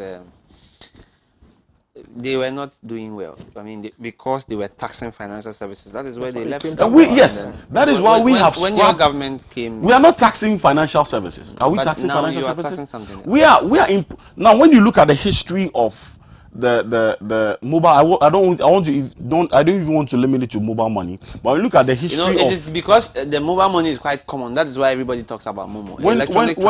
When you go through the electronic transactions from 2017 up to now, that was where we are having about 78 million Ghana cedis per year. But currently, up to 2020, you could see that 2021, you could see that the increase is about 500,000 million. 500 billion. That's 500 billion. It was 78 billion, it's now 500 billion. So if you're looking at that sector, that is a lucrative sector where when government comes in, we could raise a little revenue. And we are talking of expanding the tax net. And when I was giving a little fact, when MPP came into governance from 2017 up to date, we've introduced 33 different tax components. And out of these 33, 20 is aimed at reducing the tax components. And I can go into details if he sits here to challenge me. 20 of it is to reduce tax components. And when this country that we're taxing cutlasses and condoms, they should not forget. When I mean, We're taxing cutlasses and condoms. Those moments are gone. I mean, when we keep so they don't have that leverage to even speak when it comes to these matters. So they should even speak. We should look at the likes of the CPPs and the rest who should come and then be telling us all these things, but not the Atu forces and likes, because they had opportunity. What did they do? Muhammad stood and told us that he's not voted to make popular decisions, and we are looking at a post-COVID era.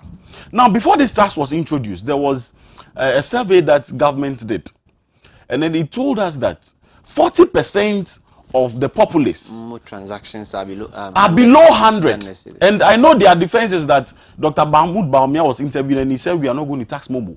And his emphasis was that the Momo users were quote unquote poor. So when that survey came that 40% of those who are using mobile money transactions are doing below 100 cedis a day. And then the tax component is saying that when you're transacting below 100 cedis a day, you are exempted. That means that Dr. Mahmoud Baumia's comment has been captured in this plea. So anybody who sends any mobile money below 100 cedis is exempted from this tax. And that is why the countries like Malawi, the countries like Cote d'Ivoire, and then the countries like Kenya failed when it came to the imposition of tax in this mobile money, because they even started with 1%, but they captured the entire bracket, and that is what collapsed it. But we have done an extensive research, we've done a literal review on the whole thing, and we've noticed that if the vulnerable who are sending below 100 cedis a day are being charged with the tax, then that means that we are going to collapse the system, and that is why we have exempted them from the system. And anybody who is who is receiving any remittances of any form of mobile money is also exempted from this tax. There are a few exemptions. There are a few exemptions. So it is you, the sender, if you are sending above 100 cedis. So in a case where I'm now sending 200 cedis, that is my daily transaction, I'm sending 200 cedis to you. The first 100 cedis that I'm sending is tax-free. You are not going to pay the 1.75 tax on it. It is the second 100 cedis that you would pay the 1.75 tax on it. And that is the clearance that we want to make to people, that the first 100 cedis that you're sending is tax-free. You are not going to pay for that. And we are looking to raise a revenue of 6.9 billion out of this tax. What about the person remitting?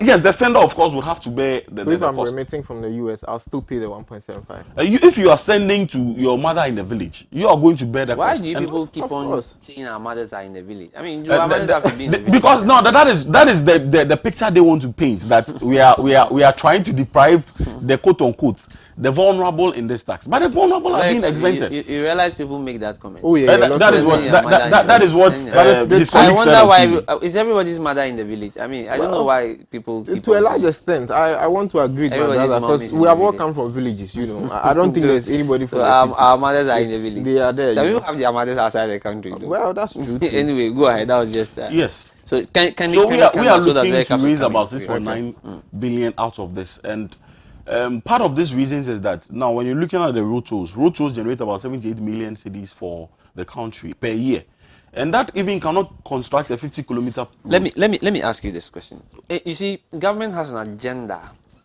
that they call the financial inclusion, where because of digitization or digitalization, however you want to put it, we want to go cashless. We want to have a smart economy. Okay.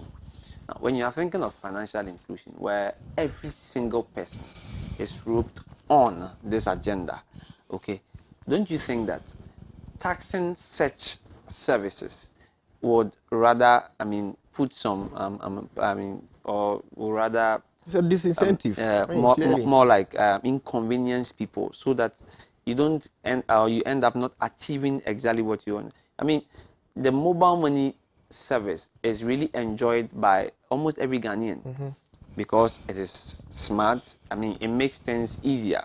It creates that very, very convenient business relationships between people who use the service and all that. Now that you are taxing, don't you think that people are going to stop?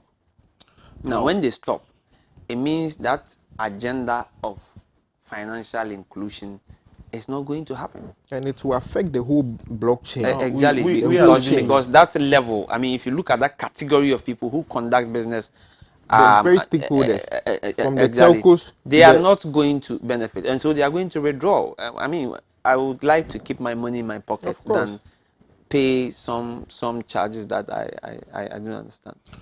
We are living in a country of 30.8 million people, according to statistical service. And then out of this 30.8 million, we only have about 2.36 million people who are in the tax net. So that tells you that there are a major, and that is actually out of about 9 to 12 million working force, because that is the workforce population in the country. When you look at developing countries or developed countries, you have about 40% of their population who are in the tax net. In this country, however, we have about 13% of us who are in the tax net. So if you're looking to develop your country, looking at the current economic crisis which is going on around the world today, America and then the UK, they are crying. Looking at the inflation rate, America currently is having about 6.4 inflation rate. That has been decades. Always the inflation is in the negatives. When you look at the UK, it's around 4.5. And it's about 30 years since they've recorded such inflation. That is to tell you that the current corona crisis is hitting everywhere. You buy something today, tomorrow the price is increased.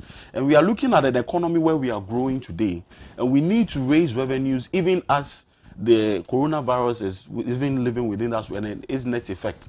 So if you're looking at raising revenues for government, then you should be looking at a sector where you can raise a revenue even without attacking the stakeholders over there. Now, you're raising a point where it's going to be a great disincentive to the people. My small economics tells me that now mobile money or the digital world has become an inelastic demand for all of us. And if you're reading your small economics, it tells you that your basic economics, it tells you that when you tax an inelastic demand, yes, you'd have a few people who may not use the system, but it would not affect it if it was an elastic demand. Currently that we roll in, MTN is saying they even have more than the population in this country who are using mobile money. That's what MTN is saying. So if we are going to even measure the stakes of people who are going to withdraw from using the system, it is not going to match up to the numbers that we're expecting. And because of the 1.75, you are not telling me that because you're going to transfer 150 CDs to somebody at Ashama, you're going to pick a car from here and go to Ashama and give it to the person. Considering the transportation cost, the time variance. That's understood. But don't you think that it's also crippling? Now, I'll continue to perhaps use the service because I may not have options. But I may end up going out of business. Now, I think last weekend I was having a discussion with a gentleman who was talking about transacting a business with somebody. He's in Kumasi, with somebody in Accra. That is going to cost him about 100,000 Ghana cedis. Now, at the end of the day, he was going to pay more than, I think, with the calculations, it was more than 2,000 Ghana cedis. And he was of the view that if he was even taking a flight from Kumasi, a return trip, the taxes alone were more than him paying for those air tickets. A bus. So you're going to transact 100,000 business, and you're telling me, do you know that this 1.75 does not affect our normal traditional bank transfers? Yes, no. It does not. It depends. The exemptions. You're talking about the exemptions. The traditional bank transfer does not. The 1.75 does not affect the traditional bank transfers.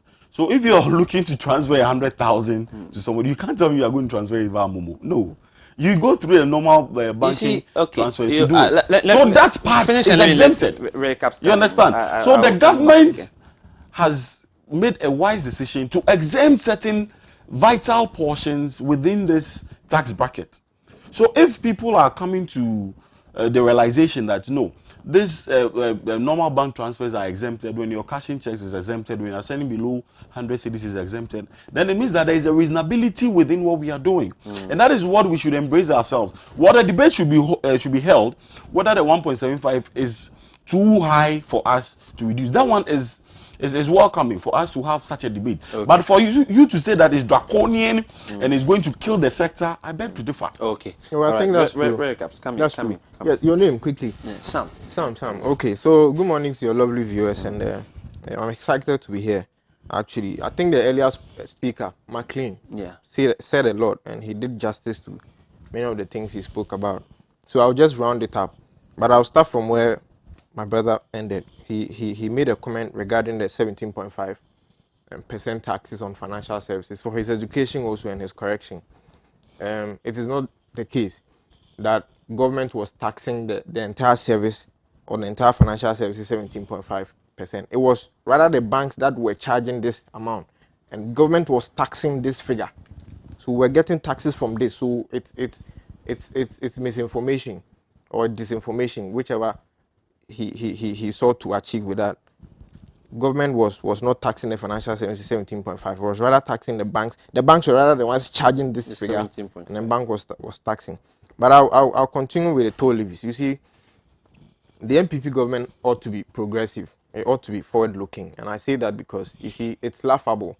And our friends in China, for instance, would laugh us out to hear that Ghana in this day and age is scrapping road tolls. I mean, it makes no sense that these people, I mean, China, for instance, is doing a GDP of about 14.1 trillion as we speak to you. The economy is far better than ours. They have a robust, economy than us. You go to these same people for loans, and you are here and you want to scrap off your toll levies, and it's a lazy man's approach, particularly when they had indicated to us when they were in opposition that they didn't believe in taxing, rather they believed in production. And I mean, we seem to have the opposite. The lies contrived. You don't like the road tolls being taken? Well, for me, I think that the excuse given thus far is quite flimsy and is weak. Are you looking at the excuse or the fact that the whole thing has been taken away? I mean, something has been taken off, and I mean, why it was taken off shouldn't be a problem. You should look at what has been taken off rather. But I think the reasons have been that it causes too much traffic and all that. Apart from the revenues we are likely to lose from that, which is 70.2 million. 78 million a year. 78 million. That's huge money. And you see, we are denying this country some real cash we could use for development. But I mean, if you listen to the explanations, I listened to Dr. John Kuma, and he's saying that if you critically assess how much we lose, because I mean in traffic and that these road tolls causes, it's more than the 78 million Ghana cedis a year. That's where I said that the government ought to be progressive these days. I mean, you don't need to travel to China to go and observe how road tolls operate in China. Even in Ghana here, right in Ghana here, University of Ghana is a perfect example. They have done that. If you want to access University of Ghana route, you need to get an electronic card, and that is loaded with cash. So you don't get there to now take one cedi out of your pocket for somebody to open the booth for you to go. Electronic cards, about 100%, I want to believe, and you can correct me, of all the cars we see on our route, one way or the other go through the DVLA. Yes, why won't government just innovate some kind of card system, electronic system, that would, at the point of registration, be given to you, the owner of the car or the driver or whoever you may be. You load it with cash. Eventually, we could even link that to mobile money account, to bank account. So when your card is out of cash, you can liquidate it. Then you get to the toll booth. You don't have to have any interface with any human being. You just go, your card shows. And you go. It's the same in China and all these advanced countries. You go to China, cameras are all over. You get there, you try to maneuver your way out. Cameras spot you. You'll be in your house, and your tax receipt will be sent to you. So this is why I expect the government to be innovative, as progressive as they have made us to be. I think they are leaving the contrary, and you know why they are doing that, because the lies contrived prior to coming to power are just too many, and now they are contradicting themselves. I mean, a clear case is what Dr. Baumia said on Kukuruku the other time, that he doesn't believe that Momo should be taxed. Head of economic management team. I mean, how do you say this? You are the one that chaired the same team that took this decision. I don't believe that. You see, it is funny how our brothers in the MPP are trying to separate Dr. Baumia as a person from his role as vice president and subsequently as head of the economic management team. It's senseless. I mean, as far as I'm concerned, how do you separate that?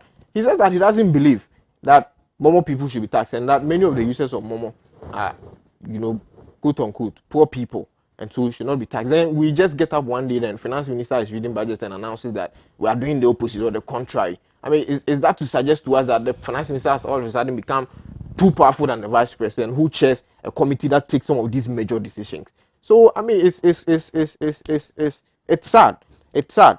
But you see, the road toll levy, like I said, 78 million. Is it million or billion? Million. Yes. A year is good money.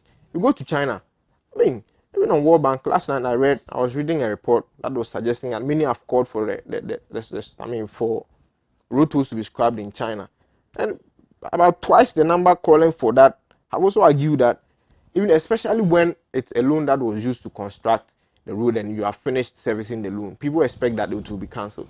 But once you cancel that, how do you maintain? How do you do further capital investments as far as your road networks are concerned? So for me, it is very defeatist, and I expect the government to do better.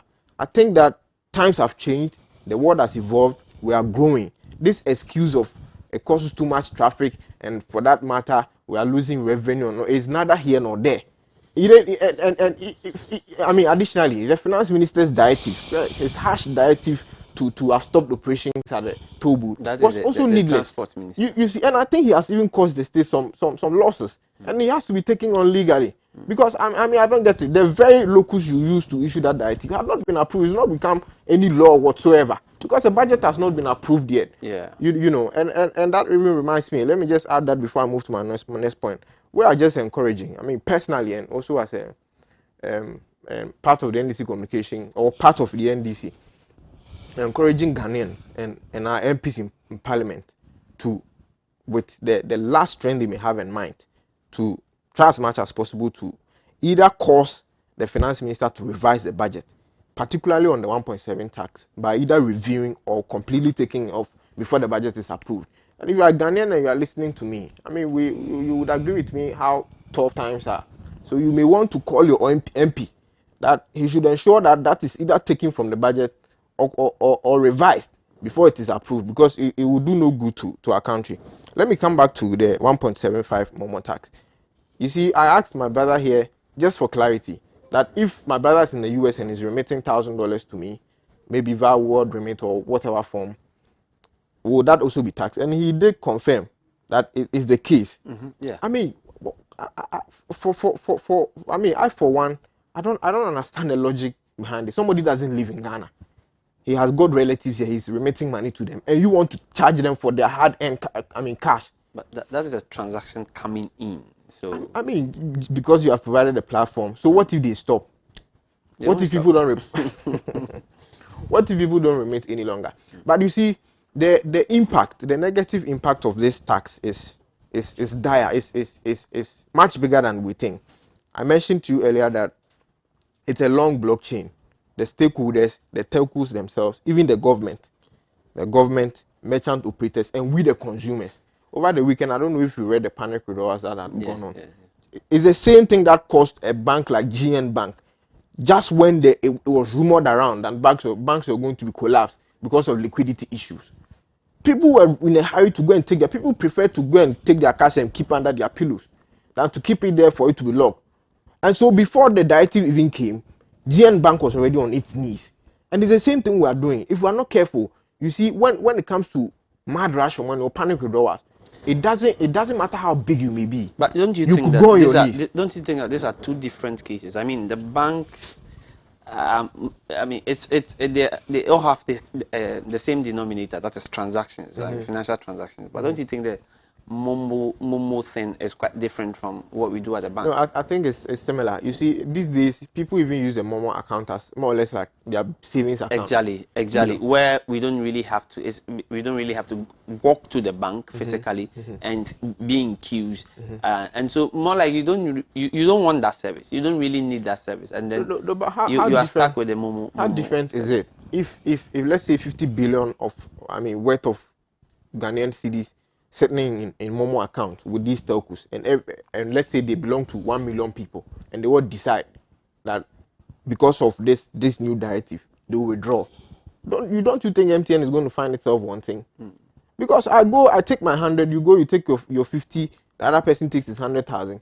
Definitely the company is going to go on its knees. And like I said, you see, no matter how big you may be, MTN we all know is very big. But once they suffer these panic withdrawals, they could go on their knees big time. And you see, I am scared. I'm scared for the government also, because already the 1% charge on Momo transactions, of which you get a percentage as tax. If care is not taken, government is even going to have lower revenues on that. Because like you rightly said, very soon people are going to prefer to keep their monies, in their rooms or with them in their pockets, as compared to keeping it there. And so you have lower revenues even on that 1% charge, and then that 1.5%. I mean, eventually people may not even be engaged in those transactions anymore. So then, how do you get that to your 1.7? Okay, let me take some quick. Let me ask you this.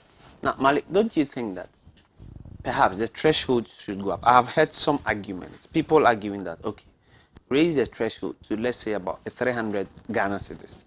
Okay, that is number one. Two, add more exemptions. There are exemptions already. If you are doing bank-to-bank transfers in your own account, I mean, account that belongs to one person, I mean, you are exempted from these charges, amongst so many other exemptions. But people are arguing that up the exemptions, add more exemptions, and perhaps up the threshold to, let's say, about 300 Ghana cedis. Do you agree with that? Yes. Before I get to you, let me make a few clarifications. Now, when you go to the budget, 2013 budget, Setekpe made it clear that there was going to be an imposition on financial services of VAT and NHIL, which was 17.5%.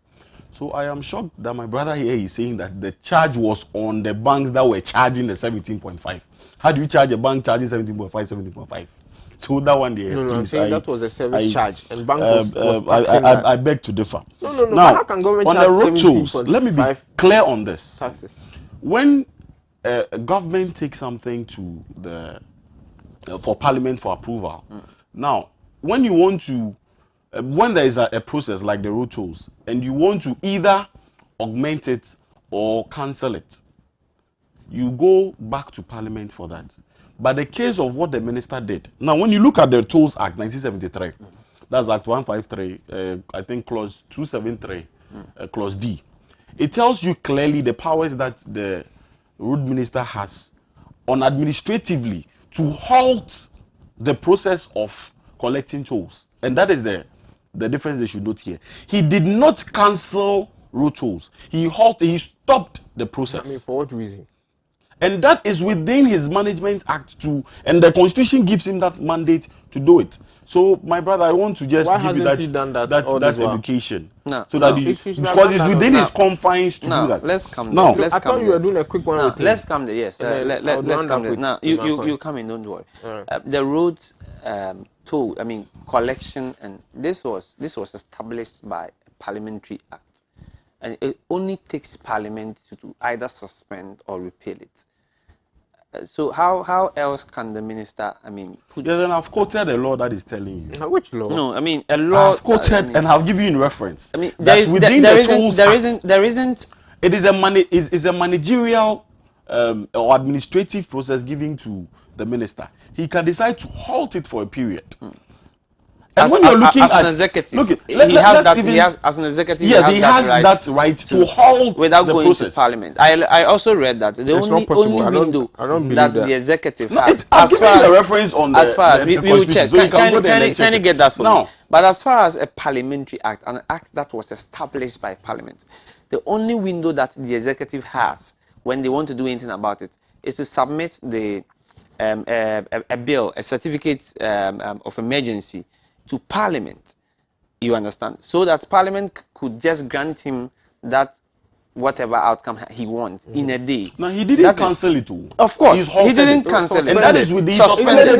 And it is the same. You cannot suspend or even cancel or halt a Parliament, an act established by Parliament. Except you go to Parliament. This is a lawyer and an MP. Yes, and the law has given him that mandate to do. So I'm wondering why you're challenging which law. Let me even move away from that. Now, the road tolls. Do you know that the GPRTU and the private road users, they were actually going to embark on they were actually about to embark on a demonstration because they thought that the road tolls were even going to be increased, and they were even calling for the road tolls to be scrapped because they said that if they move to Kaswa maybe 5 times daily, it means that they are going to pay 1 cedi in and out. That is 10 cedis a day. That is what the cost, and that is not even the problem. The traffic situation that it causes, you are going to waste about 30 minutes fuel just to pay 1 cedi. I mean, come on, this product is retarding our productivity. That is why I say the government is backward. And that is what I'm saying. That I mean, what kind of reason is this? Now, when you're even looking at the equity base of these road tolls, now how many people within the aristocratic residents pay road tolls? How many people?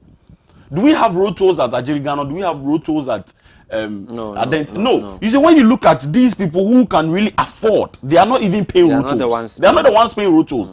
So on equity basis, it is not a wise thing to go as of now. And I've told you that it's bringing us 78 million. And that 78 million, the road tolls that we're using is for the construction of roads. And that 78 million cannot even construct 50 kilometers of road.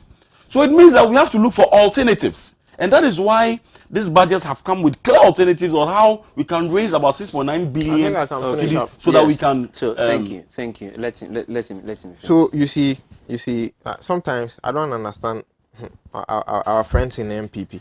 See this 1.7 tax levy. You see, if people can afford cars, so far I haven't heard any driver complaining that they have problems with paying of tolls. But they were about to embark on demonstrations. So if you say you've not seen, I've not seen or heard. Maybe you can educate him on that. Anything. I mean, come on. How do you tax? I mean, if I can afford my car and I can use toll booths and pay 50 pesos 1 cedi, whatever amount they were charging there, and go and come. I mean, what has that got to do with the second-hand clothes seller at Cantamanto, who now has to be, whether she likes it or not, has to pay 1.7 tax on levy in the name of raising revenues? I mean, how do you even say that 70 million is too small to is that where you get is that the only source of revenue for you to develop our road networks? I mean, it's not possible. So like I said, it is very backward. And you see, we are always citing examples with smaller figures with this 1.7 tax. If you are a business person and you deal in millions, you are sending 1 million cedis alone to your supplier wherever, China, wherever. You are paying 175,000 on that 1 million cedis. That's huge money. If you had that money in Ghana today, you are a rich man, aren't you? You are a rich man. So if you have to pay that minus the 1%, so in effect you are paying 2.7%. I mean, how do you justify this? How do you justify this? That somebody, after working so hard at Cantamanto, now has to send 150 cedis to their ward in senior high school or university, and they have to come and pay 1.75 tax. It's unnecessary. You see, I think that first it is too populist, and second it is needless. And you see, I think the finance minister sought to do that with the intention of taking everybody away from the discussion on the introduction of a new tax. Like I said, while in opposition, they had contrived too many lies that they were going to move this country from taxation to production. And so it's just come back and it's hurting them. And the other time when President Ama embarked on this thank you tour, the climax of the way he did that, Kempinski, he made a statement, and I find that to be very profound. He said that he always believed that posterity was going to judge him, but he also always thought that posterity was too far, only to realize that it was even closer than he could imagine. And today we are seeing it. We are seeing it. So I'll just end on that and come even to the COVID taxes, because he made some comments with COVID tax. You see, how you see, first of all, government officials are not on their own. They are employed by the people, because you find that power to operate, that authority to operate from the people, and that is done through elections. So you are put there to represent their interest. It is very funny, and I think that my brother should desist from this debate of we give free electricity, we give free whatever. Which economy in this world, and maybe you may cite one example for me, is taxing its citizenry for COVID tax? Where in this world, where in Africa did you hear that? If you have heard any, or if you know of any, you can show me. And in any case, this government in COVID, this COVID year alone, the money this government has got, I mean, it makes no sense to come and tell us that you have to tax your people, you have to impose COVID taxes before you can make up for whatever free electricity. And the research shows, you can check and see the percentages that enjoy this electricity. It's just insignificant. I have to check and let you know, but very insignificant. A very significant amount of people enjoy this free water, like you're saying. Because in my house, for instance, the water will come for a day, it will not come for 6 days. It will come for a day, it will not come for 6. So how then do you say that Bank of Ghana alone, Parliament approved for you to take a loan of 10 billion Ghana cedis. You went, overboard. You went beyond that and you took 20 billion. That's fine. World Bank alone gave you 100 million grant, $100 million. I mean, if you can do the cedi conversions to me, you can see where we are heading towards. You took $1 billion. You've gotten $2 billion. I mean, as a matter of fact, you've gotten $2 billion alone from the IMF alone. I mean, you can do that conversion also for me. So if you say that because of COVID the economy is struggling, or the economy is on its knee, I mean, we all agree and know the devastating effect the COVID has brought on us. But how do you justify that I mean vis-a-vis the revenues you have gotten or the loans you have taken in place of or in the name of making lives a bit comfortable for your citizens in an era where the whole world is struck by a pandemic? So really, I don't get where this argument is coming from. The COVID excuse that our friends in MPP are giving, I think that they should just desist from that. It's very useless and it's quite shameful. You told us petroleum taxes, for instance. I mean, you can bear with me. About 12, components of petroleum taxes on petroleum products, and 2 of it were introduced just this year. The pollution and sanitation, and what do you call it? The COVID taxes. I mean, why would you do that at this time? In these times when your people are calling for support, in these times when you know that businesses have collapsed. My mother, for instance, runs a small eatery in a polytechnic school. Because of the COVID, students had to go home. She's been home, and I've had to be the one supporting her. You get it? So eventually, these same people that just a few months or a few weeks ago you thought or believed that didn't have enough to sustain themselves, and for that matter, you had cause to give them support. These same people, in just a few months down the line, you impose taxes on them with the hope that all of a sudden some kind of magic has happened and all these people have gotten money from wherever the government thinks they got it from. Nobody can even understand and nobody even knows. And so I think that they should shift away from this whole argument of blaming or shifting everything on COVID and all that. And in any case, you are taxing to make the revenues for your losses. Okay. I don't know. I mean, finally, I don't know if you have gone through the Auditor General's report. Like you said, you see, another problem I have even with this 1.75 tax is the collection. If you go through, it is sad. If you go through the Auditor General report and you see how much revenues, even with the mobilization, the state institutions that are in charge to collect or mobilize, for instance, TOR, for instance, MP, the taxes that they ought to mobilize from these OMs, oil marketing companies and all that. If you see how they have failed in that regard, I mean, you'll be saddened. You'll be saddened. So then what is the guarantee that even after taking this 1.75, government will still be able to mobilize or collect these monies that it is anticipating to get to be able to advance whatever development it seeks to achieve? But let me ask you so that you wrap up on that. People have argued that government, instead of increasing taxes, should widen the tax net. This time around, over the past few years, when we say widen the tax net, and I'll come to you on that, and I'll take your comment on the same. Over the past few years, when we say widen the tax net, mostly we are increasing it. We have about 2.3 million or so. I mean, you stated the figure, 2 point something million people paying taxes out of the possible 9+ million that should be paying taxes. Now, don't you think that the energy should go into finding ways the revenue authority or the tax authority would get taxes from all these people? Because if 9 million people are paying taxes, I mean, that would make a lot of sense. The government could even take off a lot of the taxes, because now we have a lot of people paying a few taxes, and it's a lot of money.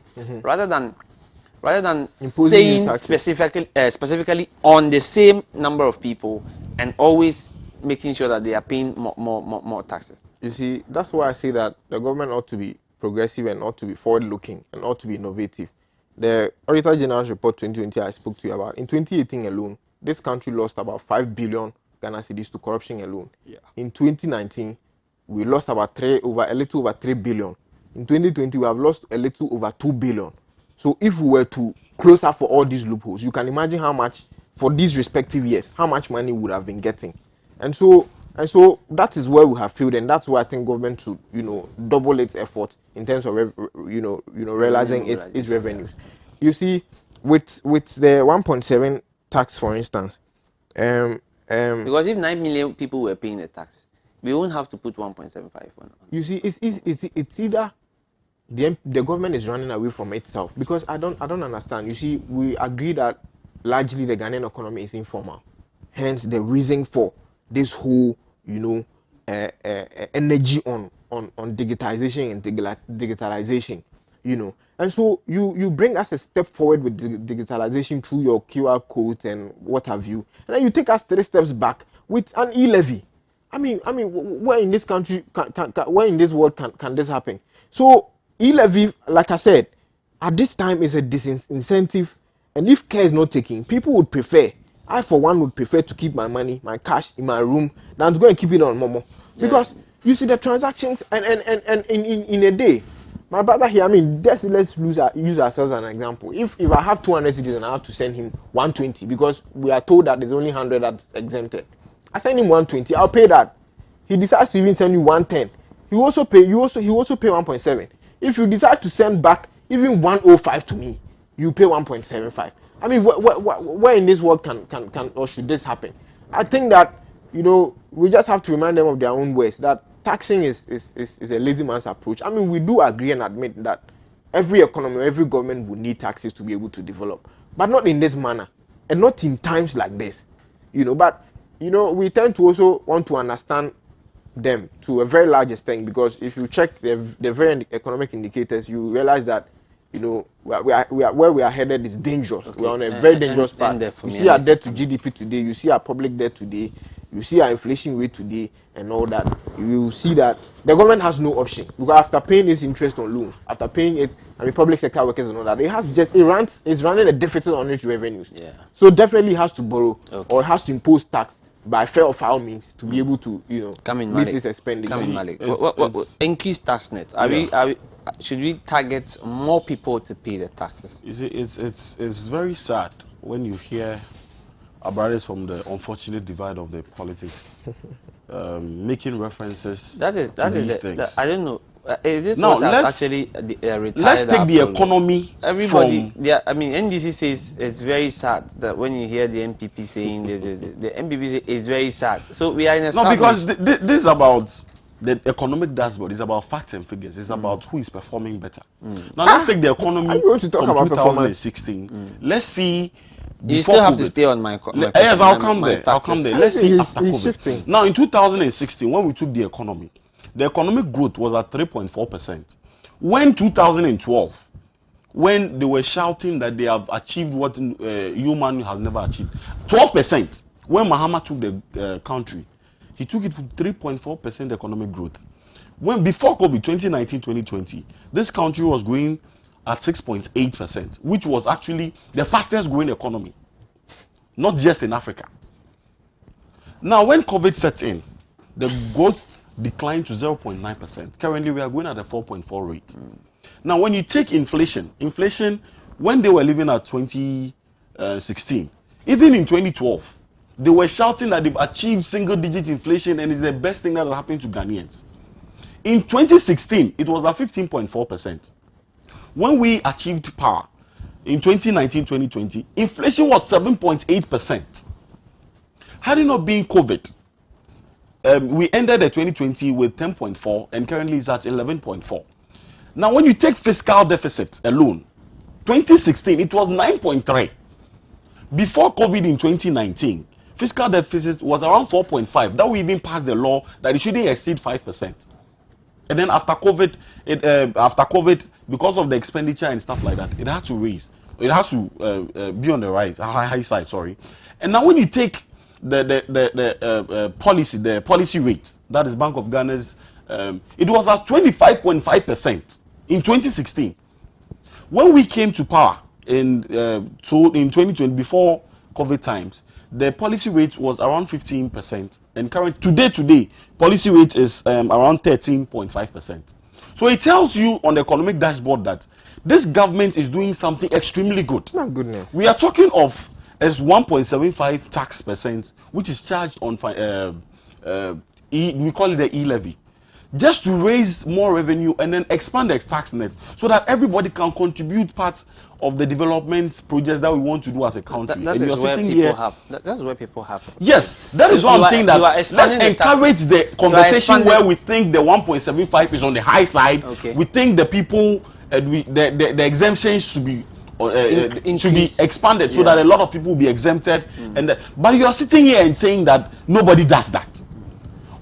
Of course, when you go to Kenya, when you go to Cote d'Ivoire, they've all tried this means. And I've given you the history. When I speak with facts. I've given you the history that Cote d'Ivoire charged 0.5, Kenya charged 1%. And the problem they had with theirs was that they started from 0 to infinity. That is, they didn't exempt anybody, whether you are sending or receiving. And we have made a research and we've said that 40% of Ghanaians who use mobile money send 100 cedis or less per day. And because of that, this is exempting them. And when you are sending, when you are receiving, you are not also paying that 1.75. And when you are sending 200 cedis a day, the first 100 cedis is exempted. So we have come up with a policy. We believe that, of course, it's going to Parliament for them to debate it. If you feel that it's on the high side, then let's have a discourse where you think that, okay, ABC should be exempted. The 1.75 is on the high side. Let's reduce it so that we can also have the means so that we can also expand. And you're talking of expenditure. NDC today is sitting here talking of Auditor General's report. I don't even want to go into detail because only if you even look at the expenses on just the elections, and this is captured in the 2012 budget review. Now, the target that they made on goods and services was 967 million in 2012, in the election year. They ended up spending 1.3 billion cedis. So in percentage, that's about 36% of expenditure. I think when we look at 2016, I was checking something. Uganda also pays a 1%. Thank you. Yeah, I think I forgot to mention that. Uganda also pays 1% on all mobile money. On all mobile money transactions. Thank you. In 2016, the goods and services expenditure that they estimated was about 2.5 billion. They ended up spending 3.2 billion, which is about 51.4% increase in what they did. Now, as in 2020, our expenditure was about, that is on goods and services. The target was 8.3 billion, and we spent 7.3 billion. So that will tell you a decline of 11.3%. So if you're talking about facts and figures, please let's lay it out. Let people know that the data is supporting what we are doing. The data is telling you that the MPP is the best and only alternative in managing the economies and crisis of Ghana. So my question is this: you mentioned, we see all these figures. You mentioned all these indicators and all that. You see, the ultimate is for all these things to contribute to the better management of the system. But I do not know about you, but I mean, when you talk to people, you get the impression that things are not really going on well. Now, you reduce policy rates. Of course, it is commendable. We want policy rates to come down. The banks, the rates of borrowing and lending and all that. Recently, the Bank of Ghana tried to reduce it. They had it reduced to a certain by 100 base points. It's commendable. A lot of things being done are commendable. But then at the end of the day, why are we still complaining that things are not very well, things are not going well in the country? Businesses are complaining. Traders, petty traders and whatever traders. Before the budget, just before the budget, we had the, the drivers, the GPRTU and other drivers union wanted to go on strike. We have seen unemployment going up significantly. We have seen the nurses saying that they need money, going on strike. We have seen teachers. UTAG had to banter with government on an... why are we seeing positive indicators, but it is not really, reflecting in our lives? No. As far as my memory says... Is it because of COVID or... As far as my memory says, there has never been a country... Sorry, there has never been a comment in Ghana that has ever said that we are on a roller coaster ride from Nkrumah's era till today. You'd have always people commenting that the economy is not well, the economy is not going well, the economy is not going well. But when this country, when a president cancelled nursing allowances, teachers' allowances, he employed teachers. They worked for 3 years and he paid them 3 months. That is why I voted That's why I voted that IMF. That's why I voted that president. Yes, I want to tell you where we're from and where we are. We are aware. We are really aware. For me, we are really aware of where we were. I'm saying that. So today things are better off. How many people have... Look, how many nurses have we employed? How many teachers have we employed? Recently, there was this communique that... Yes. So it is telling you that things are better off. What's the unemployment rate then? What's the unemployment rate now? You see, when we start going to these facts and figures, you would know that, of course, this economy, we are performing much, much better. The only thing has to do with you and I that walk on the street will always complain and complain. Because they would have the feel that okay, yesterday I went to buy prepaid and today is finished, but they would not know exactly what goes on within the time range or within the economy. The layman there doesn't know that policy rate was at 25.5 because and the today is at 30. because the layman is not interested. That is what I am saying. That is what I'm saying. Look, let's measure. What the layman is interested in is the fact that he is able to afford 3 square meals in a day, take care of his family, pay light bills, pay water bills, and the pay school fees. Is doing that. The layman today takes his child to school for free. The layman today is not paying BC or WASI fees for his child because government has absorbed it. The layman today is doing. You see, so these are the things that the MPP and the government of the day is seeing through the layman's eyes and is able to achieve. So I beg to differ, and I'm saying that we as a country, we need to appreciate the things that government is doing, and we need to give a patch to the government because we are on the road to developing this country for a better place. Don't you find it shameful for the MPP to be advancing this kind of argument?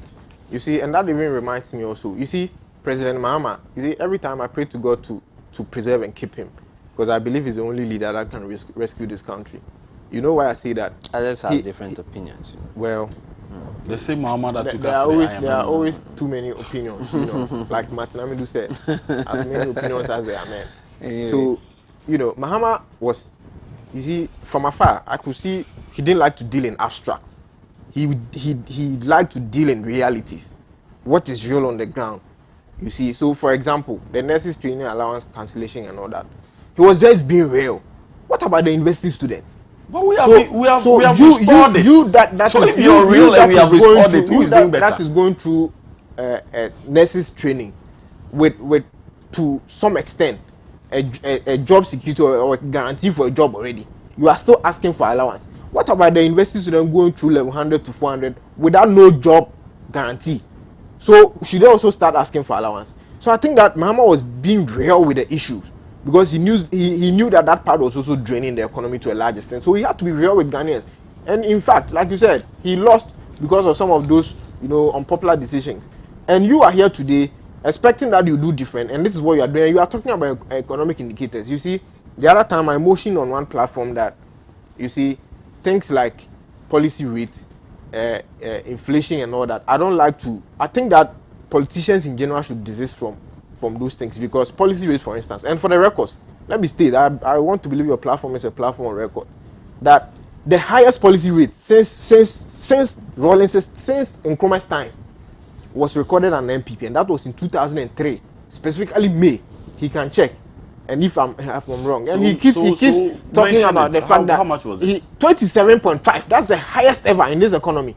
And you the NDC's West has been 26%.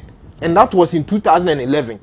Again, I will not discount the fact that President Kufuor at a point also did one of the lowest. The lowest has been 12.5. You can check on Bank of Ghana. There is there the policy rate trends. It is there. You see, President Mahama did one of the lowest. But again, I will not discount the fact that, or I will not discredit President Kufuor because he had also done 12.5% before. You see, but you are sitting here today. You are talking about 25%, 25.5%, as if I'm saying for you today, if you don't know, the highest was under the MPP under Kufuor in May 2003, 27.5%. You can verify. And that was in March 2003. I mean, that whole year, we had that figure running through. 27.50%. And that's the highest so far. The lowest is 12.5. Yeah. You know, 2007 and 2011 respectively. Yeah. You know, so don't come and sit here and be talking about economic indicators. You see, policy rate, for instance. Policy rate, for instance. Let him finish. Policy rate, for instance. You see, why I say that we shouldn't make debates with that is that, you see, the central bank it's just a measure to sort of manage the circulation of money in the system. So, and it is just for people to be able to access credit as and when the central bank thinks that people need it. So the central bank can just wake up one day and say that let me reduce, especially the COVID case, for instance. Times are hard, things are tight. And so it would even be weird for the Bank of Ghana to increase policy rate because it means that people will not have access to credit. People will not be able to access credit. And so if you increase, and even currently the 13.5 we are doing, you still go and take a million cedis from Fidelity Bank or wherever, and you are going to transact, send to your supplier wherever in China or US or wherever for goods to be supplied to you here. You are going to pay 1.75%. If you are a businessman, will you go for a loan? Will you, apart from the cost of your loan, apart from the interest on your premium, or I mean on your principal, you are going to pay 1.75. So you can do the calculation. 1 million cedis, 1.75. Regas, kindly wrap up for me. Our time is alone. It's huge money. And so with this argument, you see, and some of these indicators are mostly calculated using nominal figures and not the real figures. If we were to be using the real figures, my brother, you get to see inflation, for instance, today, as at October, we're doing 10.6. Just last week or so, it moved to 11%. And you think that it is good. Go to the market and go and ask. This year we started with an ideal meal selling at 3 cedis, 50 pesos. If I'm lying, you can tell me. Today we are selling at the lowest you can get is 4 cedis, 80 pesos or 5 cedis. So how do you sit here and justify that? Okay. That I will juxtapose that to what is happening. So you see, the MPP should shy away from this politics of abstract and deal with the realities, because the things on the ground are just a minute terrible. so that but Sam, I will need a minute just to wrap up on the debt to GDP. Okay. You see, you were talking about the public debt and all that. From Nkrumah's time to the time Mahama left, we did 122 billion. This was captured in the finance ministry. Do the reduction, we have done over 200 billion. How do you sit here and just say that? Thank you. You are doing better. Look at the exchange rate. A fuel is selling for almost 7 cents. You are saying that times are okay. Don't say this. If you get to the shoes of our people will beat you for saying this. The nurses allowances were introduced by Nkrumah. In 1971, Buzia came to council, the Buzia's government. In 1979, however, J.J. Rawlings reinstated it. Yeah. So it was installed back, and then we started paying until Mahama came to cancel it, and then we came to install it. Yeah. So he should know the politics of this, and he was making reference to about who reinstated it or who cancelled now, it. If Kufuor achieved in 2003 the highest ever, he achieved the lowest in 2007. We are talking of a period where you left power and where somebody took over. When you were leaving power in 2016, it was at 25.5. Today, it's at 13.5. Okay. So that is what we are saying, that we are doing better, and we are doing better. What we only have to do is, we should have a dialogue around this 1.75. We should think if a lot of people should be exempted or if it should be reduced. That is where the way to go, but not to sit here and then be arguing without debate it. Yes, they have. So there are people who should also make a case out of this, so that we can also have a dialogue around it. All right. Okay. Thank you very much. That is Malik, and Malik speaks for the NDP, and that is Verikas, who also speaks for the NDC. Earlier we had McLean. McLean also joined us by way of phone, and he also speaks for the NDC. Thank you very much.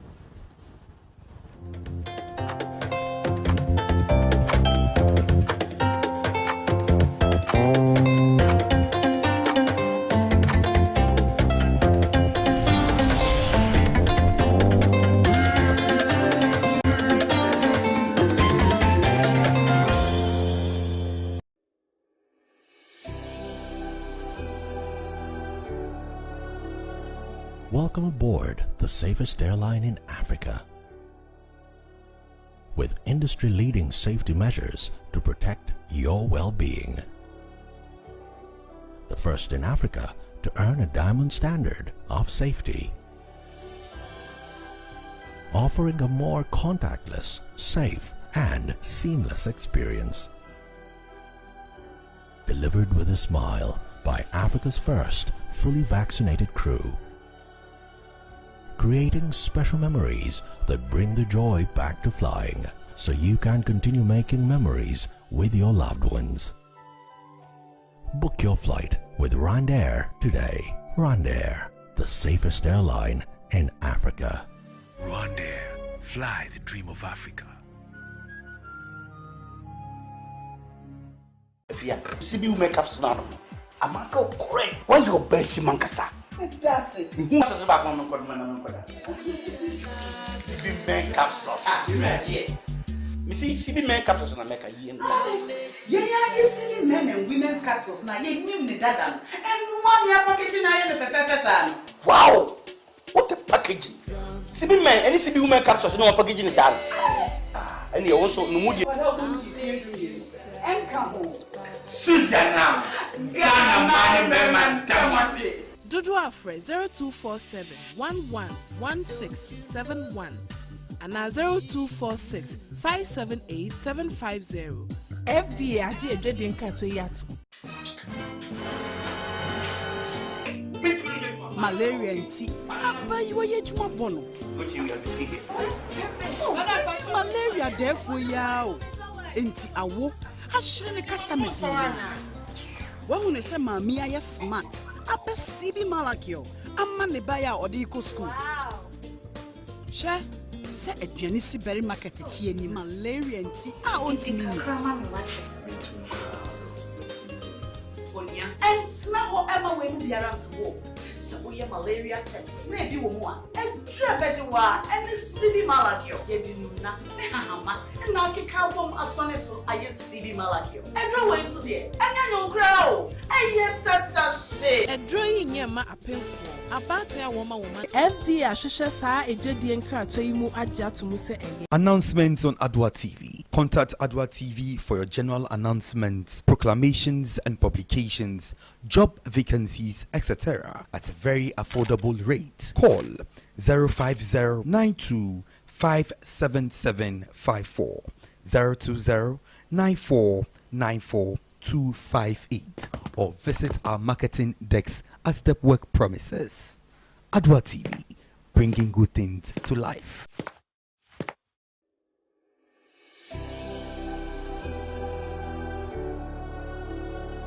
Welcome aboard the safest airline in Africa. With industry-leading safety measures to protect your well-being. The first in Africa to earn a diamond standard of safety. Offering a more contactless, safe, and seamless experience. Delivered with a smile by Africa's first fully vaccinated crew. Creating special memories that bring the joy back to flying, so you can continue making memories with your loved ones.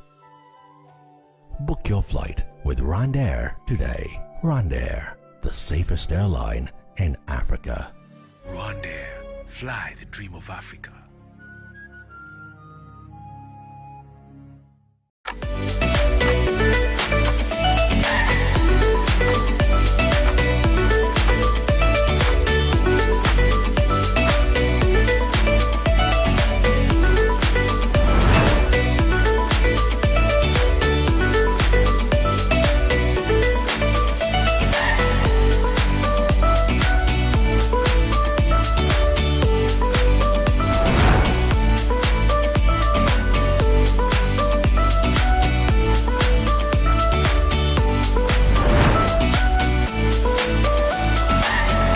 Do you know that we have phenomenal influence on our various regulatory bodies? How many of these regulatory bodies do you know within the country? Are you aware you can lodge your complaints if and when you are not satisfied with a product or service? How often do you ask the relevant questions? Whom do you call when things are not rightly done? Connect with me on Regulators on Adoatv as we deliberate on the purpose of these regulatory institutions, their functions, accomplishments, and shortcomings. We ask the back-breaking questions and get the unpolished truth. Be a part of our conversations.